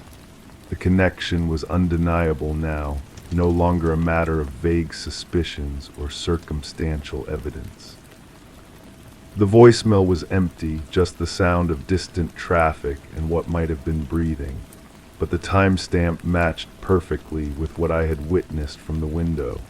Someone had been calling me while standing in front of my house, creating a strange intimacy across the distance between the street and my kitchen phone. I called the police again, this time with something concrete to report. The same young officer returned, took notes about the phone call, the glass fragment, the figure in front of the house. He seemed more interested now, less dismissive. He asked about recent changes in my life, new people I might have encountered, anyone who might have reason to focus this kind of attention on me. The questions made me realize how little I knew about my own life from an outside perspective. Had there been changes, new people? I thought about the grocery store clerk who always seemed to remember my purchases, the jogger who nodded when we passed on the street, the utility worker who had been reading meters in the neighborhood for months. Any of them could have been paying closer attention than normal interaction required. Any of them could have been building a picture of my routines, my vulnerabilities. Or none of them. The officer explained that this type of behavior often stemmed from random selection rather than personal connection. Some people choose their targets arbitrarily, drawn by opportunity rather than relationship. A house that looks unoccupied during certain hours, a routine that appears predictable, a person who lives alone and might not be immediately missed if something happened. The possibility that I had been chosen randomly felt worse somehow than the idea that someone I knew was watching me. Random selection implied a kind of cosmic unfairness, a lottery of misfortune that could strike anyone at any time. It made the watching feel less personal but more threatening, like being selected by a predator who saw me as prey rather than as a specific individual worthy of attention. I started staying at my sister's house on weekends, driving the 20 minutes to her subdivision where the streets were newer and the lighting was better. Her guest room faced an interior courtyard rather than the street, and the walls were thick enough that outside sounds barely penetrated. Sleep came easier there, without the constant awareness of windows and doors, of sight lines and shadows.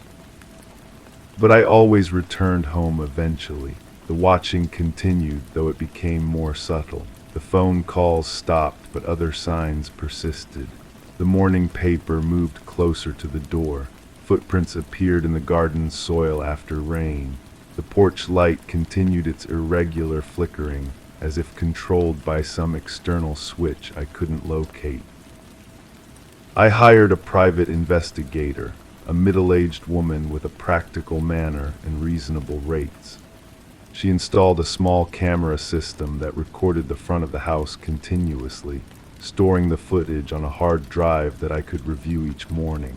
The technology felt both protective and invasive, turning me into an observer of my own property, watching recordings of my own daily routines from the perspective of someone standing across the street. The recordings revealed more activity than I had realized. Delivery trucks, postal workers, neighbors walking dogs, children on bicycles. The ordinary traffic of suburban life played out in fast forward as I scanned through hours of footage looking for anything unusual. Most days, nothing stood out, but occasionally there would be a figure that lingered too long or returned too often or moved with the deliberate casualness of someone trying not to be noticed. One recording showed someone approaching the house in the early morning hours, moving carefully across the front lawn toward the window where I had found the glass fragment. The figure was indistinct in the pre-dawn darkness, but their purpose seemed clear. They spent several minutes near the foundation, doing something I couldn't quite make out, before retreating back to the street and disappearing beyond the camera's range. The next morning I found a small hole in the soil beneath the window, as if something had been buried and then removed. The hole was precisely circular, about the size of a coffee cup, and deep enough that I couldn't see the bottom even in full daylight. When I probed it with a stick, I felt something solid about 6 inches down, but I couldn't determine what it was without digging, and something about the hole's perfect geometry made me reluctant to disturb it further. The private investigator suggested that I was dealing with someone who wanted me to know I was being watched. The evidence was too obvious, too easily discovered. A more serious threat would have been harder to detect, she explained. This felt like psychological harassment rather than preparation for physical harm, though she acknowledged that the distinction could change without warning. Her report recommended increased security measures and continued documentation, but also suggested that the behavior might stop on its own if the perpetrator became bored or found a different target. Some people who engage in this type of surveillance are looking for a reaction, and my failure to provide dramatic responses might eventually discourage them. But the watching didn't stop. it evolved. The figure no longer appeared on the street, but other signs continued. The hedge trimmer moved to different locations within the garage. The porch lights flickering became more frequent, sometimes cycling on and off in patterns that seemed almost like code. The morning paper arrived folded differently, as if someone had read it before placing it under the awning. I began to understand that the watching had become a routine for both of us, a strange dance where I played the role of the observed while trying simultaneously to be the observer. My life had reorganized itself around the awareness of being seen, and perhaps their life had reorganized itself around the act of seeing me. We had become locked in a pattern that neither of us seemed able to break. The realization came gradually that I was changing in ways I hadn't anticipated. I found myself noting details about neighbors and strangers with the same intensity that I imagined being applied to me. The way people moved through public spaces, the patterns of their routines, the vulnerabilities in their daily lives. I was learning to see the way a watcher sees, and the knowledge felt both useful and contaminating. Standing at my kitchen window now, watching the porch light flicker in its irregular rhythm, I understand that some mysteries resolve themselves not through revelation, but through acceptance. The hedge trimmer sits in the garage where someone placed it, clean and properly stored. The evening paper rests under the awning, dry and carefully positioned. The leaves scatter across the walkway despite the still air, and I no longer question the physics of their movement. The front door remains unlatched, not from carelessness, but from a recognition that locks are symbolic rather than absolute. Someone who wants to watch will find a way to watch. Someone who wants to enter will find a way to enter. The illusion of security requires more energy to maintain than the acceptance of vulnerability, and I have grown tired of the performance of protection. The porch light flickers out as I watch, then returns to steady illumination. Such a small thing, but I notice it now the way I notice my own breathing, automatically and constantly. The bulb is new, but sometimes things just don't work as they should. Sometimes they work exactly as someone intends them to, and the difference between malfunction and manipulation becomes another mystery that I have learned to live with rather than solve. Story 8. The afternoon sun filtered in softly through sheer curtains, painting the room in gentle shades of gold. Yet the air felt heavy, as if the walls wanted to line in and whisper. In the hallway, a draft stirred the delicate lace of a forgotten shawl draped over an old chair. It was the front door that caught my eye, a door that had never failed to open. But now it stayed resolutely shut, its lock unyielding, as if hiding a secret within. I knew exactly what had happened that afternoon. The certainty of it had settled into my bones like winter cold, unchanging and absolute. My neighbor had been having an affair. The woman from the house across the street, the one with the carefully tended garden and the way she always waved just a little too enthusiastically when she saw me checking the mail. She had been coming to his house for months while his wife was at work. The evidence was clear. I'd seen her car parked in the driveway on Tuesday afternoons. Always the same time, always gone before evening. The way she'd hurry up the walkway, glancing around as if checking for witnesses. The curtains in his living room would be drawn tight, something that never happened when his wife was home. That particular afternoon, I'd been watering my plants on the porch when I heard the shouting. Muffled at first, then rising to something desperate and raw, then silence, the kind of silence that makes your skin crawl, that sits in your chest like a stone. I'd seen her leave 20 minutes later, her face pale, her hands shaking as she fumbled with her car keys. His wife came home at her usual time, carrying groceries and humming something under her breath. She tried the front door, jiggled the handle, knocked, nothing. She'd used her key, but the door wouldn't budge. The deadbolt was engaged from the inside. I'd watched her circle the house, peering through windows, calling his name. When she finally called the police, I knew what they'd find. A man who'd been confronted by his lover, who'd threatened to tell his wife everything. A struggle, an accident maybe, or maybe not. The certainty of it felt clean, orderly. It made sense of the shouting, the silence, the locked door. It explained why she'd looked so shaken, why she'd driven away so fast her tires squealed against the asphalt. But now, standing in my own hallway, staring at my own front door, something feels different, wrong. The shawl moves again in the draft, and I notice how threadbare it's become.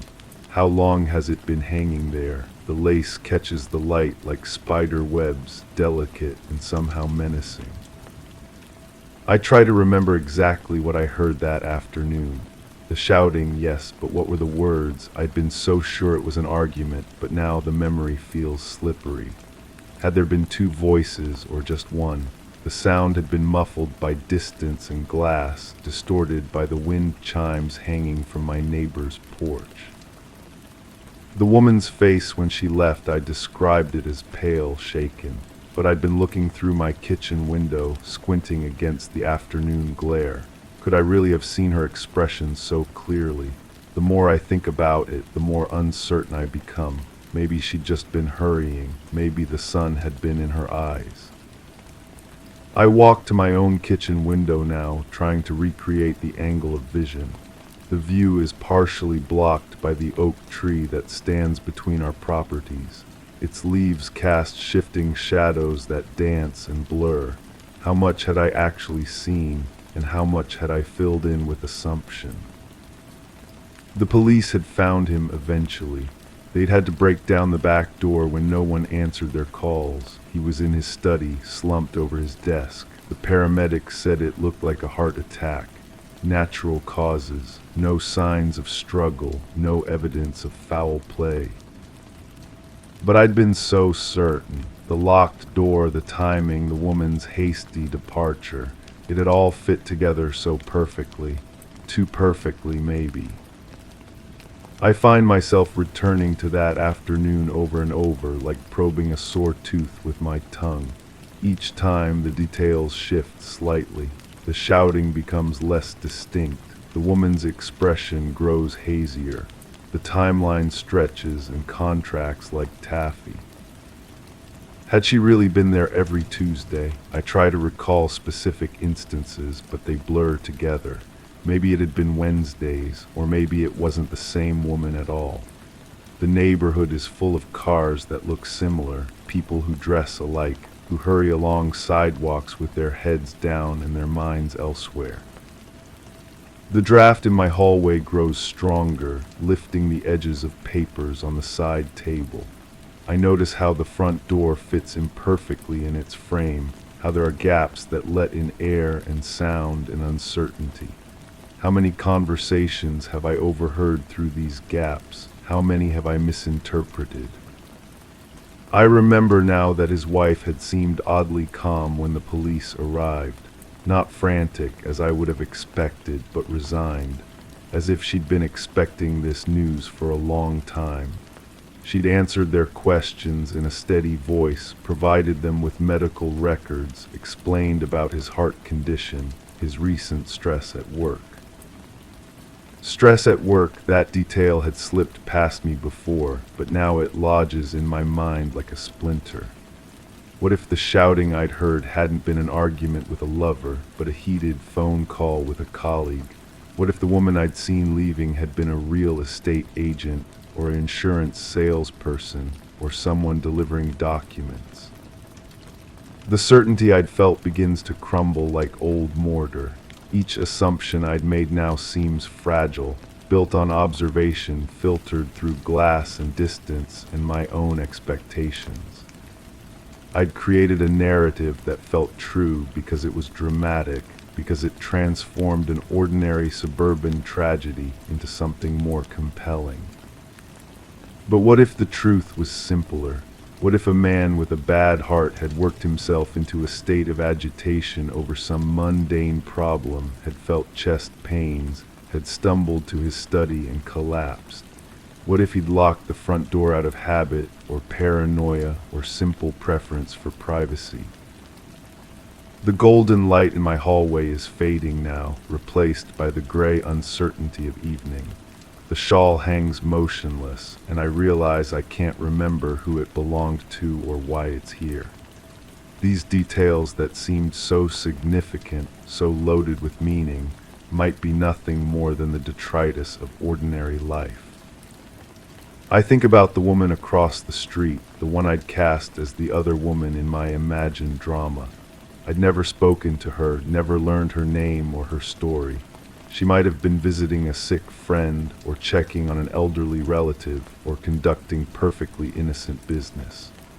My surveillance had been casual, incomplete, colored by assumptions I hadn't even realized I was making. The locked door that had seemed so suspicious now strikes me as potentially meaningless. People lock doors for countless reasons. Maybe he'd been expecting a delivery and didn't want to be disturbed. Maybe he'd been taking a nap.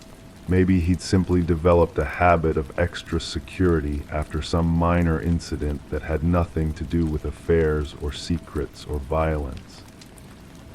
I find myself questioning not just what I saw, but why I saw it the way I did. What made me so ready to believe in betrayal and confrontation? What need did that narrative serve?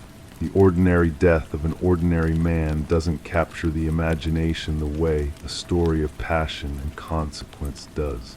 But maybe ordinary is what actually happened. The house across the street sits quiet now, its windows dark. His wife moved away within a month, unable to bear the memories, or maybe just needing a fresh start. The new owners are a young couple with a baby. They wave cheerfully when they see me, just as she used to do, just as innocent people do. Standing here in my own hallway, I'm struck by how much of what I'd taken for evidence was really just the normal rhythm of suburban life, viewed through the lens of suspicion. Cars come and go. People have conversations that grow heated. Doors get locked. Hearts stop beating. The truth is that I don't know what happened that afternoon. I never did. I created a story from fragments and shadows, from glimpses through windows and sounds carried on the wind. The certainty I'd felt was an illusion, as insubstantial as the dust motes dancing in the fading light. But even now, even knowing how unreliable my observations were, I can't shake the feeling that something was hidden that day. Maybe not the dramatic confrontation I'd imagined, but something. The way his wife had looked when she couldn't open the door. Not surprised exactly, but confirmed in some expectation she'd been carrying. Or maybe that's just another story I'm telling myself, another pattern I'm imposing on random events. Maybe the only mystery is why I need there to be a mystery at all. Why the simple explanation man dies of heart attack in his own home feels insufficient. The draft stirs the shawl again, and I realize I'm afraid to touch it, afraid to disturb whatever balance keeps my own secrets safely hidden. Because if I've learned anything from watching and wondering and constructing narratives from shadows, it's that everyone has doors they keep locked, conversations they hope no one overhears. The afternoon sun has completely faded now, leaving only the uncertain light of dusk. In this gray space between day and night, between knowing and not knowing, I understand that the truth of that afternoon will remain forever just out of reach. Like the draft that moves through my hallway, like the light that shifts and changes, like the memories that reshape themselves each time I examine them. The front door across the street opens now, and the young mother emerges with her baby. They walk down the same path where I once watched a woman hurry away, her face pale with what I'd assumed was guilt. But maybe it had just been the harsh afternoon sun, or concern for a friend's health, or the simple human expression of someone late for another appointment. I watch them disappear around the corner, and I know that tomorrow I'll be watching again. observing, interpreting, creating stories from the fragments of other people's lives. Because that's what we do when we can't bear the weight of not knowing. We construct certainties from uncertainties. We build narratives from silence. But the silence remains. The locked doors stay closed. And somewhere in the space between what we see and what we understand, the truth waits, patient and unknowable as the shadows that lengthen with each passing day. Story 9. I stood frozen at the threshold, eyes locked on the curtain that fluttered irregularly in the still air. The room was bathed in an unnatural glow, as if the light itself was hesitant to stay. Each creak from the settling house echoed out of time, teasing a rhythm that never materialized. Objects rested where they shouldn't, poised in a balance that defied their weight. I kept staring at the curtain, waiting for it to offer more than its uneasy dance. Then a whisper of darkness pooled beneath it, a shadow that hadn't been there before, altering the stillness entirely. The shadow was familiar, though I couldn't place where I'd seen it before. It reminded me of something that had been troubling me for weeks, maybe longer. Memory has a way of reshaping itself, doesn't it? The edges blur until you can't tell what you actually witnessed from what you've convinced yourself you saw.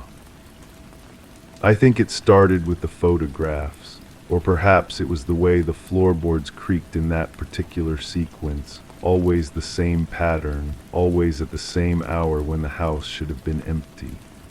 But photographs seem more concrete, more trustworthy than sounds that might have been imagination. She had left them scattered across the kitchen table, face down, as if their contents were too private for casual viewing. When I turned them over, they showed ordinary scenes. A beach somewhere with dark sand, a pier extending into gray water, a small boat moored to weathered posts. Nothing unusual, nothing that should have made my hands tremble as I held them. But there was something wrong with the light in those pictures. The same hesitant quality I see now in this room, as if the sun couldn't commit to shining fully. And in the corner of one photograph, barely visible, a figure stood with their back to the camera. Too distant to make out features, too blurred to be certain it was even human. Yet something about the posture, the way the shoulders curved, felt achingly familiar. I asked her about the photographs. She said they were from a trip she'd taken alone before we met. Her voice had that careful quality it took on when she was choosing her words deliberately. She gathered the pictures quickly, sliding them back into their envelope with movements that seemed rehearsed. That night I heard the footsteps again, the same sequence of creaks that had been haunting the house, but this time I followed the sound, down the hallway past the bathroom where the faucet dripped its irregular rhythm to the spare room we never used. The door was slightly ajar, though I was certain we kept it closed. Inside, boxes were stacked against the far wall, moving boxes still sealed with tape, though she'd been living here for months. When I asked about them, she said they contained things from her old life, things she wasn't ready to unpack yet. Everyone has their own pace for settling in, she explained. Her smile was warm, but it didn't reach her eyes. I began to notice other things, small inconsistencies that might have been nothing. The way she sometimes paused mid-sentence, as if listening for something I couldn't hear. How she always checked the locks twice before bed, her fingers testing each one with a precision that spoke of long habit. The careful way she arranged her coffee cup each morning, handle turned to exactly the same angle. One afternoon, while she was out running errands, I found myself standing in front of those sealed boxes. The tape was old, yellowed at the edges. One corner had come loose, curling back to reveal a sliver of darkness inside. I could have easily lifted it further, could have peered into whatever secrets lay within, but something held me back. Perhaps it was respect for her privacy, or perhaps it was fear of what I might find. The telephone calls started around the same time. Always when she was alone in the house, always brief conversations conducted in whispers. I would catch fragments as I came through the door. "Not yet," she would say, or "I told you I need more time." The receiver would settle into its cradle with a soft click, and she would turn to greet me with that same warm smile that never quite convinced. I asked her about the calls. "Wrong numbers," she said. "Someone trying to reach a previous tenant. The phone company would sort it out eventually." But I noticed she had started letting the answering machine pick up when I was home, screening each caller before deciding whether to respond. The curtain in this room began its strange dance around that time. I would find it moving when no windows were open, no air conditioning running, just that irregular flutter as if something unseen was disturbing the air around it. She said old houses had their quirks, their own patterns of air circulation, but I had lived in old houses before, and I had never seen anything quite like this. Sleep became elusive. I would lie awake listening to the familiar sequence of creaks, wondering if they were just the house settling or something more deliberate. Sometimes I thought I heard whispered conversations through the walls, though when I pressed my ear to the plaster, there was only silence. I started paying closer attention to her routines, the way she always took the same route when walking to the corner store, how she positioned herself at restaurants to keep her back to the wall and her eyes on the entrance, the careful way she sorted through the mail as if she were expecting something specific, something she dreaded receiving. The photographs appeared again, this time spread across the bed in our room. She was studying them with intense concentration when I walked in, a magnifying glass in her hand. She startled when she saw me, quickly gathering the pictures, just looking for something, she said, a detail she thought she remembered but wasn't sure about. I asked what kind of detail. She hesitated, then pointed to the blurred figure in the corner of one photo. She thought it might be someone she used to know, someone from before, but the image was too indistinct to be certain. "The past has a way of playing tricks on memory," she said. "You think you see familiar faces in crowds of strangers." That night I dreamed of dark water and weathered piers. I stood on a beach with sand so black it seemed to absorb light rather than reflect it. In the distance, a small boat bobbed against its moorings, empty but somehow expectant. When I woke, the taste of salt lingered in my mouth, though we lived hours from any ocean. The boxes in the spare room had shifted. I was certain of it, though I couldn't prove it. They were arranged differently, as if someone had been searching through them and hadn't quite managed to restore their original positions. When I mentioned this to her, she looked genuinely puzzled. Perhaps I was misremembering how they had been stacked, she suggested. Memory could be unreliable about such details. But I trusted my memory. I had always been good with spatial relationships, with noticing when objects had been moved. It was a skill that had served me well in my work, this ability to spot inconsistencies, to notice when something didn't belong. The telephone calls became more frequent. I started keeping track of them in a small notebook, recording the times and what little I could overhear. The pattern that emerged was troubling. The calls came every few days, always brief, always ending with her looking more tense than before. I suggested we change the phone number, get an unlisted line to stop the wrong numbers from bothering us. She said it wasn't necessary, that the calls would stop eventually. But I could see the way her shoulders tensed each time the phone rang, the careful way she listened to the caller's voice before deciding how to respond. The spare room door began opening on its own. I would close it firmly before bed, testing the latch to make sure it had caught properly. But morning would find it standing ajar, that familiar sliver of darkness visible beyond the threshold. She suggested the house might be settling, causing the frame to shift enough to release the latch. Old houses were full of such mysteries. I began to wonder about her previous life, the one contained in those sealed boxes. She had told me so little about it, just vague references to places she had lived and people she had known. When I pressed for details, she would change the subject or claim that the past was too painful to discuss. Everyone deserved their privacy, their secrets, but secrets had a way of casting shadows over the present. The photographs multiplied.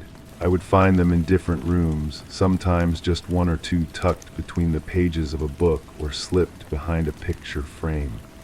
Always the same scenes, the dark beach, the gray water, the distant pier, and always that blurred figure in the background watching from the shadows. I started having the same dream repeatedly. I was standing on that black sand beach, watching a small boat approach the shore. As it drew nearer, I could see there was someone inside, but their features remained indistinct, obscured by distance and the strange quality of light that seemed to drain color from everything it touched. The footsteps in the house changed their pattern. Instead of the familiar sequence of creaks, they began following different routes.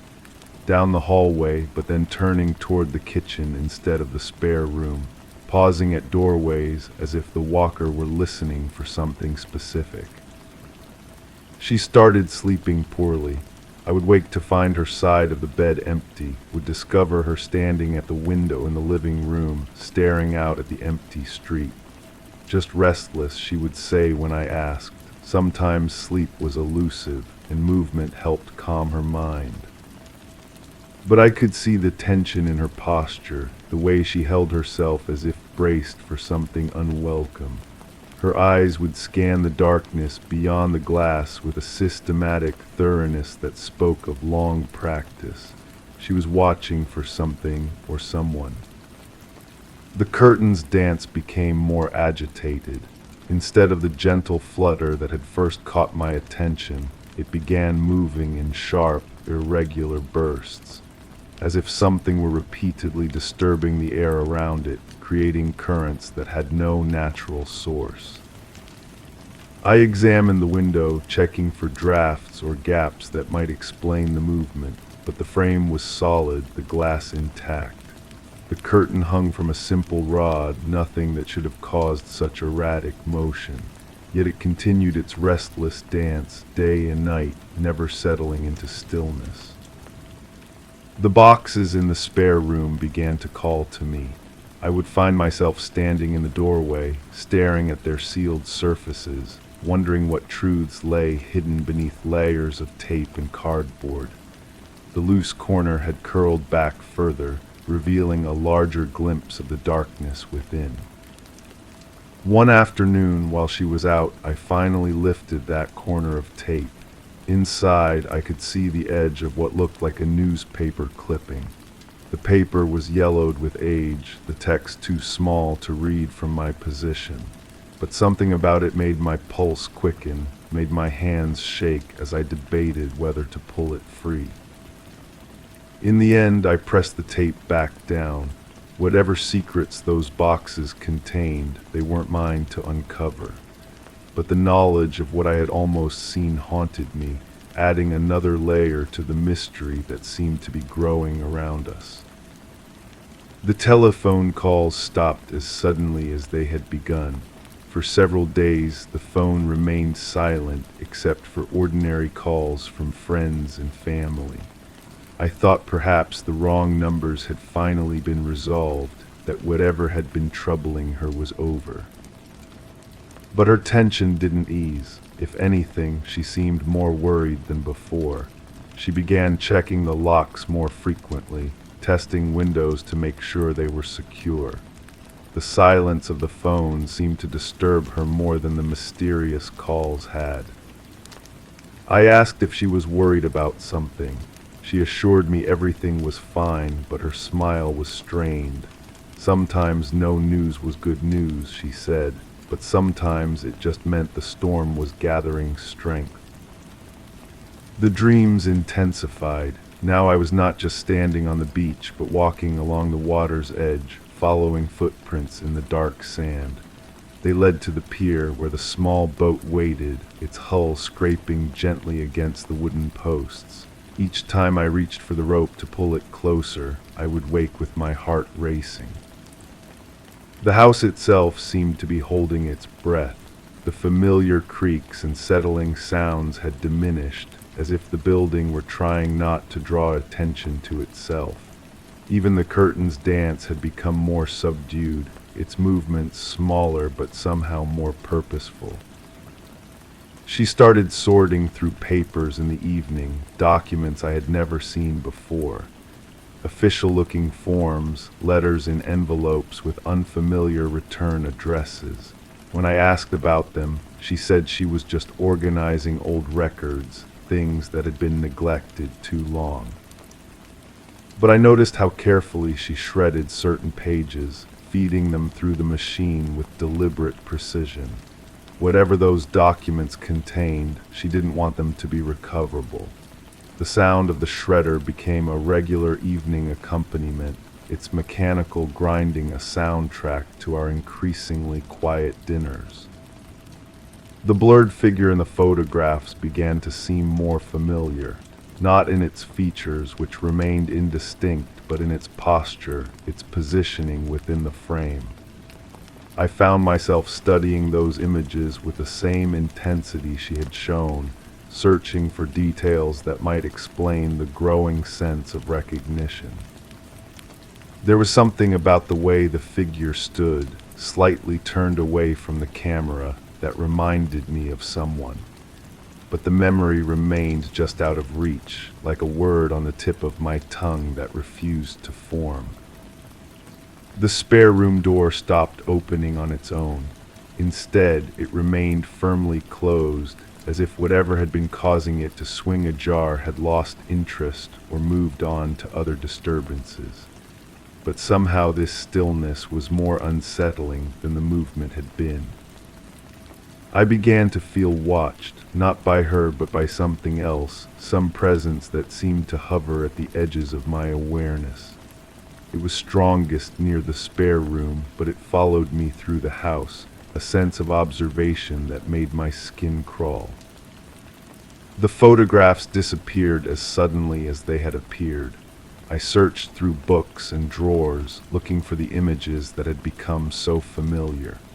But they were gone, leaving only the memory of dark water and weathered wood, of a distant figure whose identity remained maddeningly unclear. She seemed calmer after the photographs vanished. Her sleep improved, and she stopped her nightly vigils at the window. But I missed the images, found myself wanting to study them one more time, to search for clues I might have overlooked. The boxes in the spare room were gone when I next checked. The space where they had stood was empty except for faint impressions in the carpet, rectangular shadows that marked where they had rested for so long. When I asked about them, she said she had finally decided to throw away the past. Some things were better left buried. But I wondered what had been in those boxes, what secrets had been carried away in the dark of night. The loose corner of tape had revealed so little, just a glimpse of yellowed paper that might have held answers to questions I was only beginning to formulate. The house felt different without the boxes, lighter somehow, but also emptier, as if something essential had been removed, leaving a void that couldn't quite be filled. The spare room door remained closed, but now it seemed to be protecting emptiness rather than secrets. The curtain's movement changed again. Instead of the agitated fluttering that had marked recent weeks, it returned to the gentle, irregular motion that had first caught my attention. But now I understood that this dance was not random. It was responding to something, some force or presence that remained invisible to me. She began talking about moving, nothing definite, just casual mentions of other cities, other possibilities. A fresh start might be good for us, she suggested. New surroundings, new routines. The past had a way of clinging to familiar places, she said, Sometimes distance was the only way to achieve true freedom. I found myself reluctant to leave, not because I was attached to this particular house, but because I felt we were on the verge of understanding something important. The mystery that had been building around us seemed close to resolution, and I didn't want to abandon it before learning the truth. But truth, I was beginning to realize, might be more elusive than I had imagined. Each answer I thought I had found led only to new questions, each certainty dissolved under closer examination. Perhaps the mystery was not meant to be solved, but only experienced, like the curtain's endless dance. The dreams stopped as abruptly as they had begun. My sleep became peaceful again, unmarked by visions of dark beaches and empty boats. But I missed the dreams, found myself trying to return to that strange landscape where answers seemed to hover just beyond reach. In the absence of the dreams, I began to question everything I thought I had observed. Had the boxes really moved, or had I simply misremembered their positions? Were the telephone calls as mysterious as they had seemed? Or had I allowed my imagination to transform ordinary conversations into something sinister? Memory, I realized, was not the reliable witness I had always believed it to be. It could be influenced by expectation, shaped by fear, distorted by the very act of trying to preserve it. Perhaps everything I thought I had discovered was nothing more than the product of an overactive mind. But then I would catch a glimpse of that familiar expression crossing her face, a momentary tightening around her eyes that spoke of secrets still held. And I would know that whatever had been happening in this house was real, even if I couldn't fully understand it. The curtain continues its dance as I stand here now, watching its irregular flutter with the same fascination that first drew my attention. The shadow beneath it shifts and changes, sometimes darker, sometimes lighter, but never entirely absent. I think about the photographs, wherever they might be now. The dark beach, the gray water, the figure in the distance whose identity remains a mystery. Perhaps some questions are meant to stay unanswered, some truths too dangerous to uncover. The house has settled into a new rhythm, one that accommodates both revelation and concealment. The spare room remains empty, but its emptiness has its own weight, its own significance. What was once hidden in boxes has been dispersed, but not destroyed.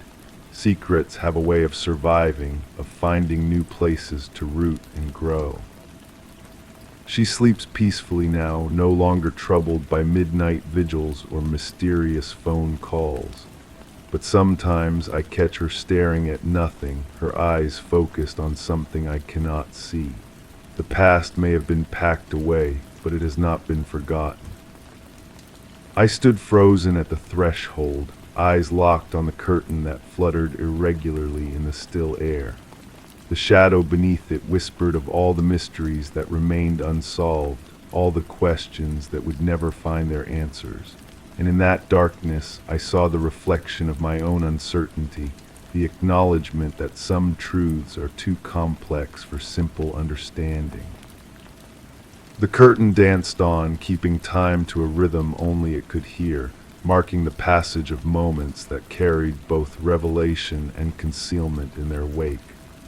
And I continued to watch, waiting for it to offer more than its uneasy dance, knowing now that the waiting itself had become the answer. Story 10. I always assumed the creaking was just a quirk of the old staircase, a harmless groan of wood under decades of pressure. Every morning at exactly 8, 6 steps up, it was there, predictable, comforting in its regularity. But last Wednesday, the creak came early, just a hair before 8, and yesterday it missed the beat entirely. Today I counted just 4 before the sound returned, but it was softer, almost hesitant. I swear the landing felt colder, but maybe it's just my imagination. The coffee mug sits on the kitchen counter, its rim stained with lipstick in a shade I don't recognize. Burgundy, deep and rich, nothing like the pale pink I remember her wearing. The ceramic is chipped along the handle, a small wound that wasn't there before. Steam no longer rises from the surface, though the liquid inside maintains that amber color that suggests it was once hot. I touch the side and feel only room temperature porcelain. When I lift it, the bottom leaves a perfect ring on the granite, darker than the surrounding stone, as if it had been sitting there far longer than a morning should allow. The photograph on the mantel has shifted 3 inches to the left. I know this because the dust outline betrays its original position, a ghostly rectangle where the frame once rested. In the image, 2 figures stand beside a lake, their faces turned toward each other in conversation. The woman's hair catches sunlight in a way that makes it appear almost golden, though I remember it being darker. Her companion's features blur slightly, as if the camera moved during the shot, or perhaps time has simply worn away the clarity.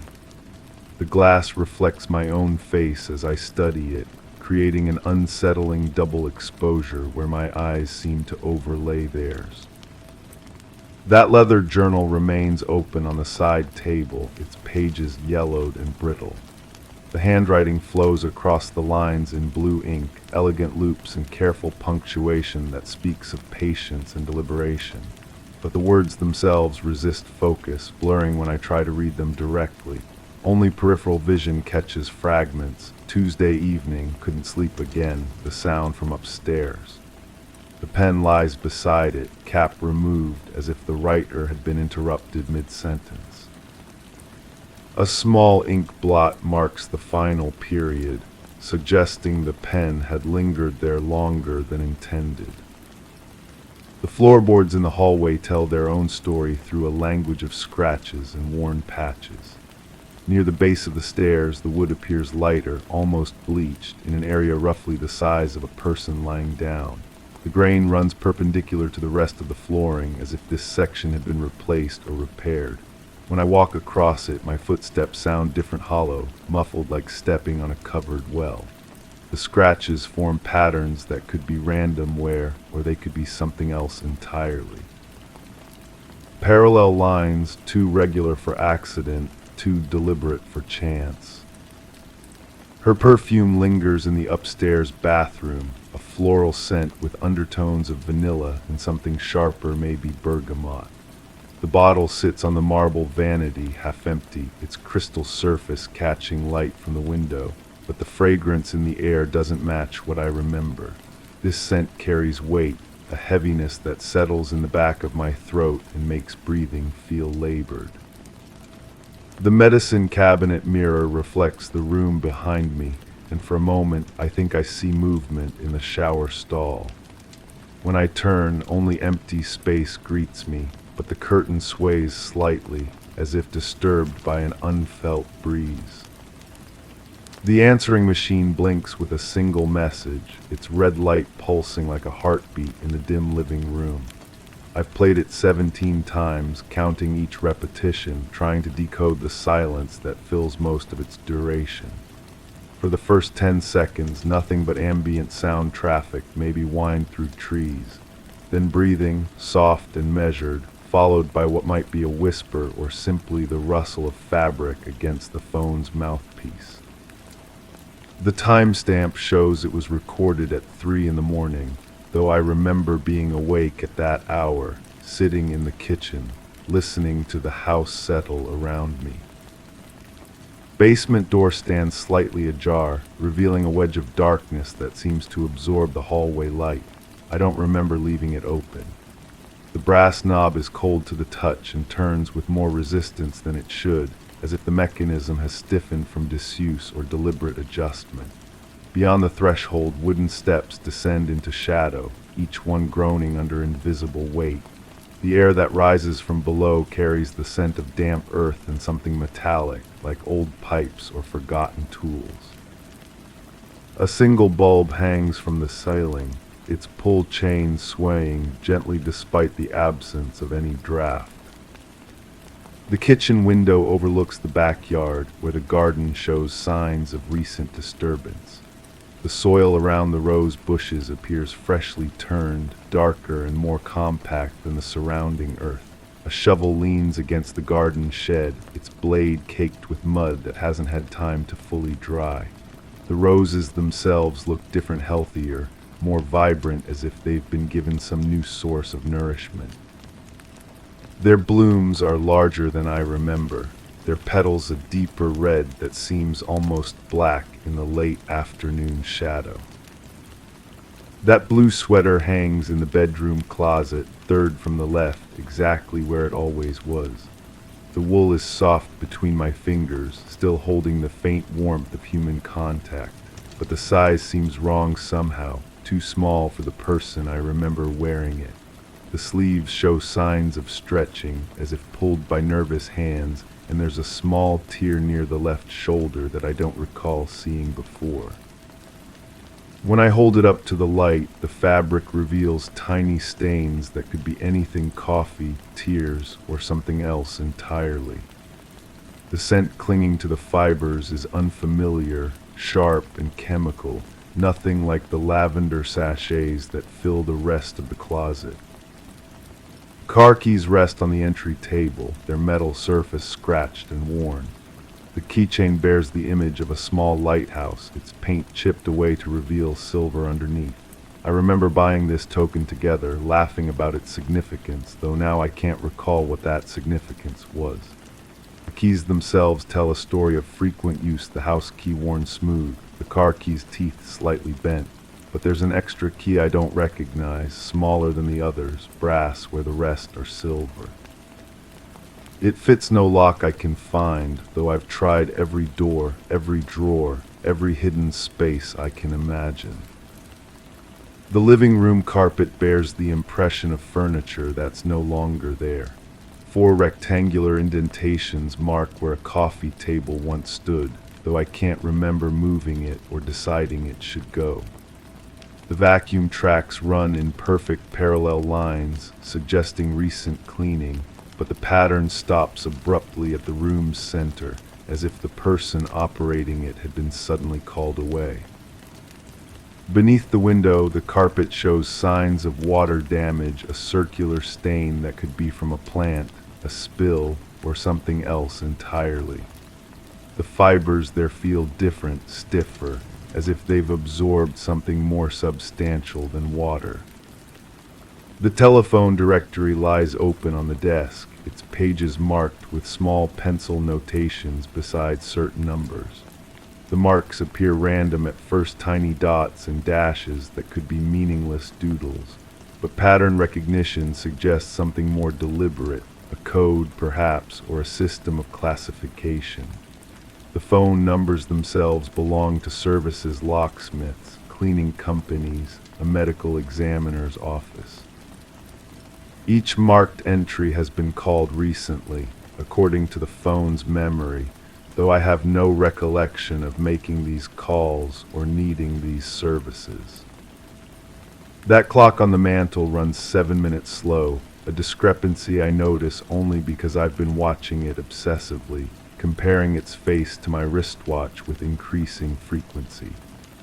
The pendulum swings with mechanical precision, but something in its rhythm feels off, like a heartbeat with an irregular interval. The clock's case is mahogany, polished to a mirror shine that reflects distorted images of the room. In its convex surface, proportions shift and warp, making familiar objects appear threatening, making empty spaces seem occupied by shadows that shouldn't exist. The medicine cabinet reveals an archaeology of daily routine. Aspirin bottles with dates spanning months, prescription containers with names that blur when I try to focus on them, vitamins that rattle with the sound of dice in a cup.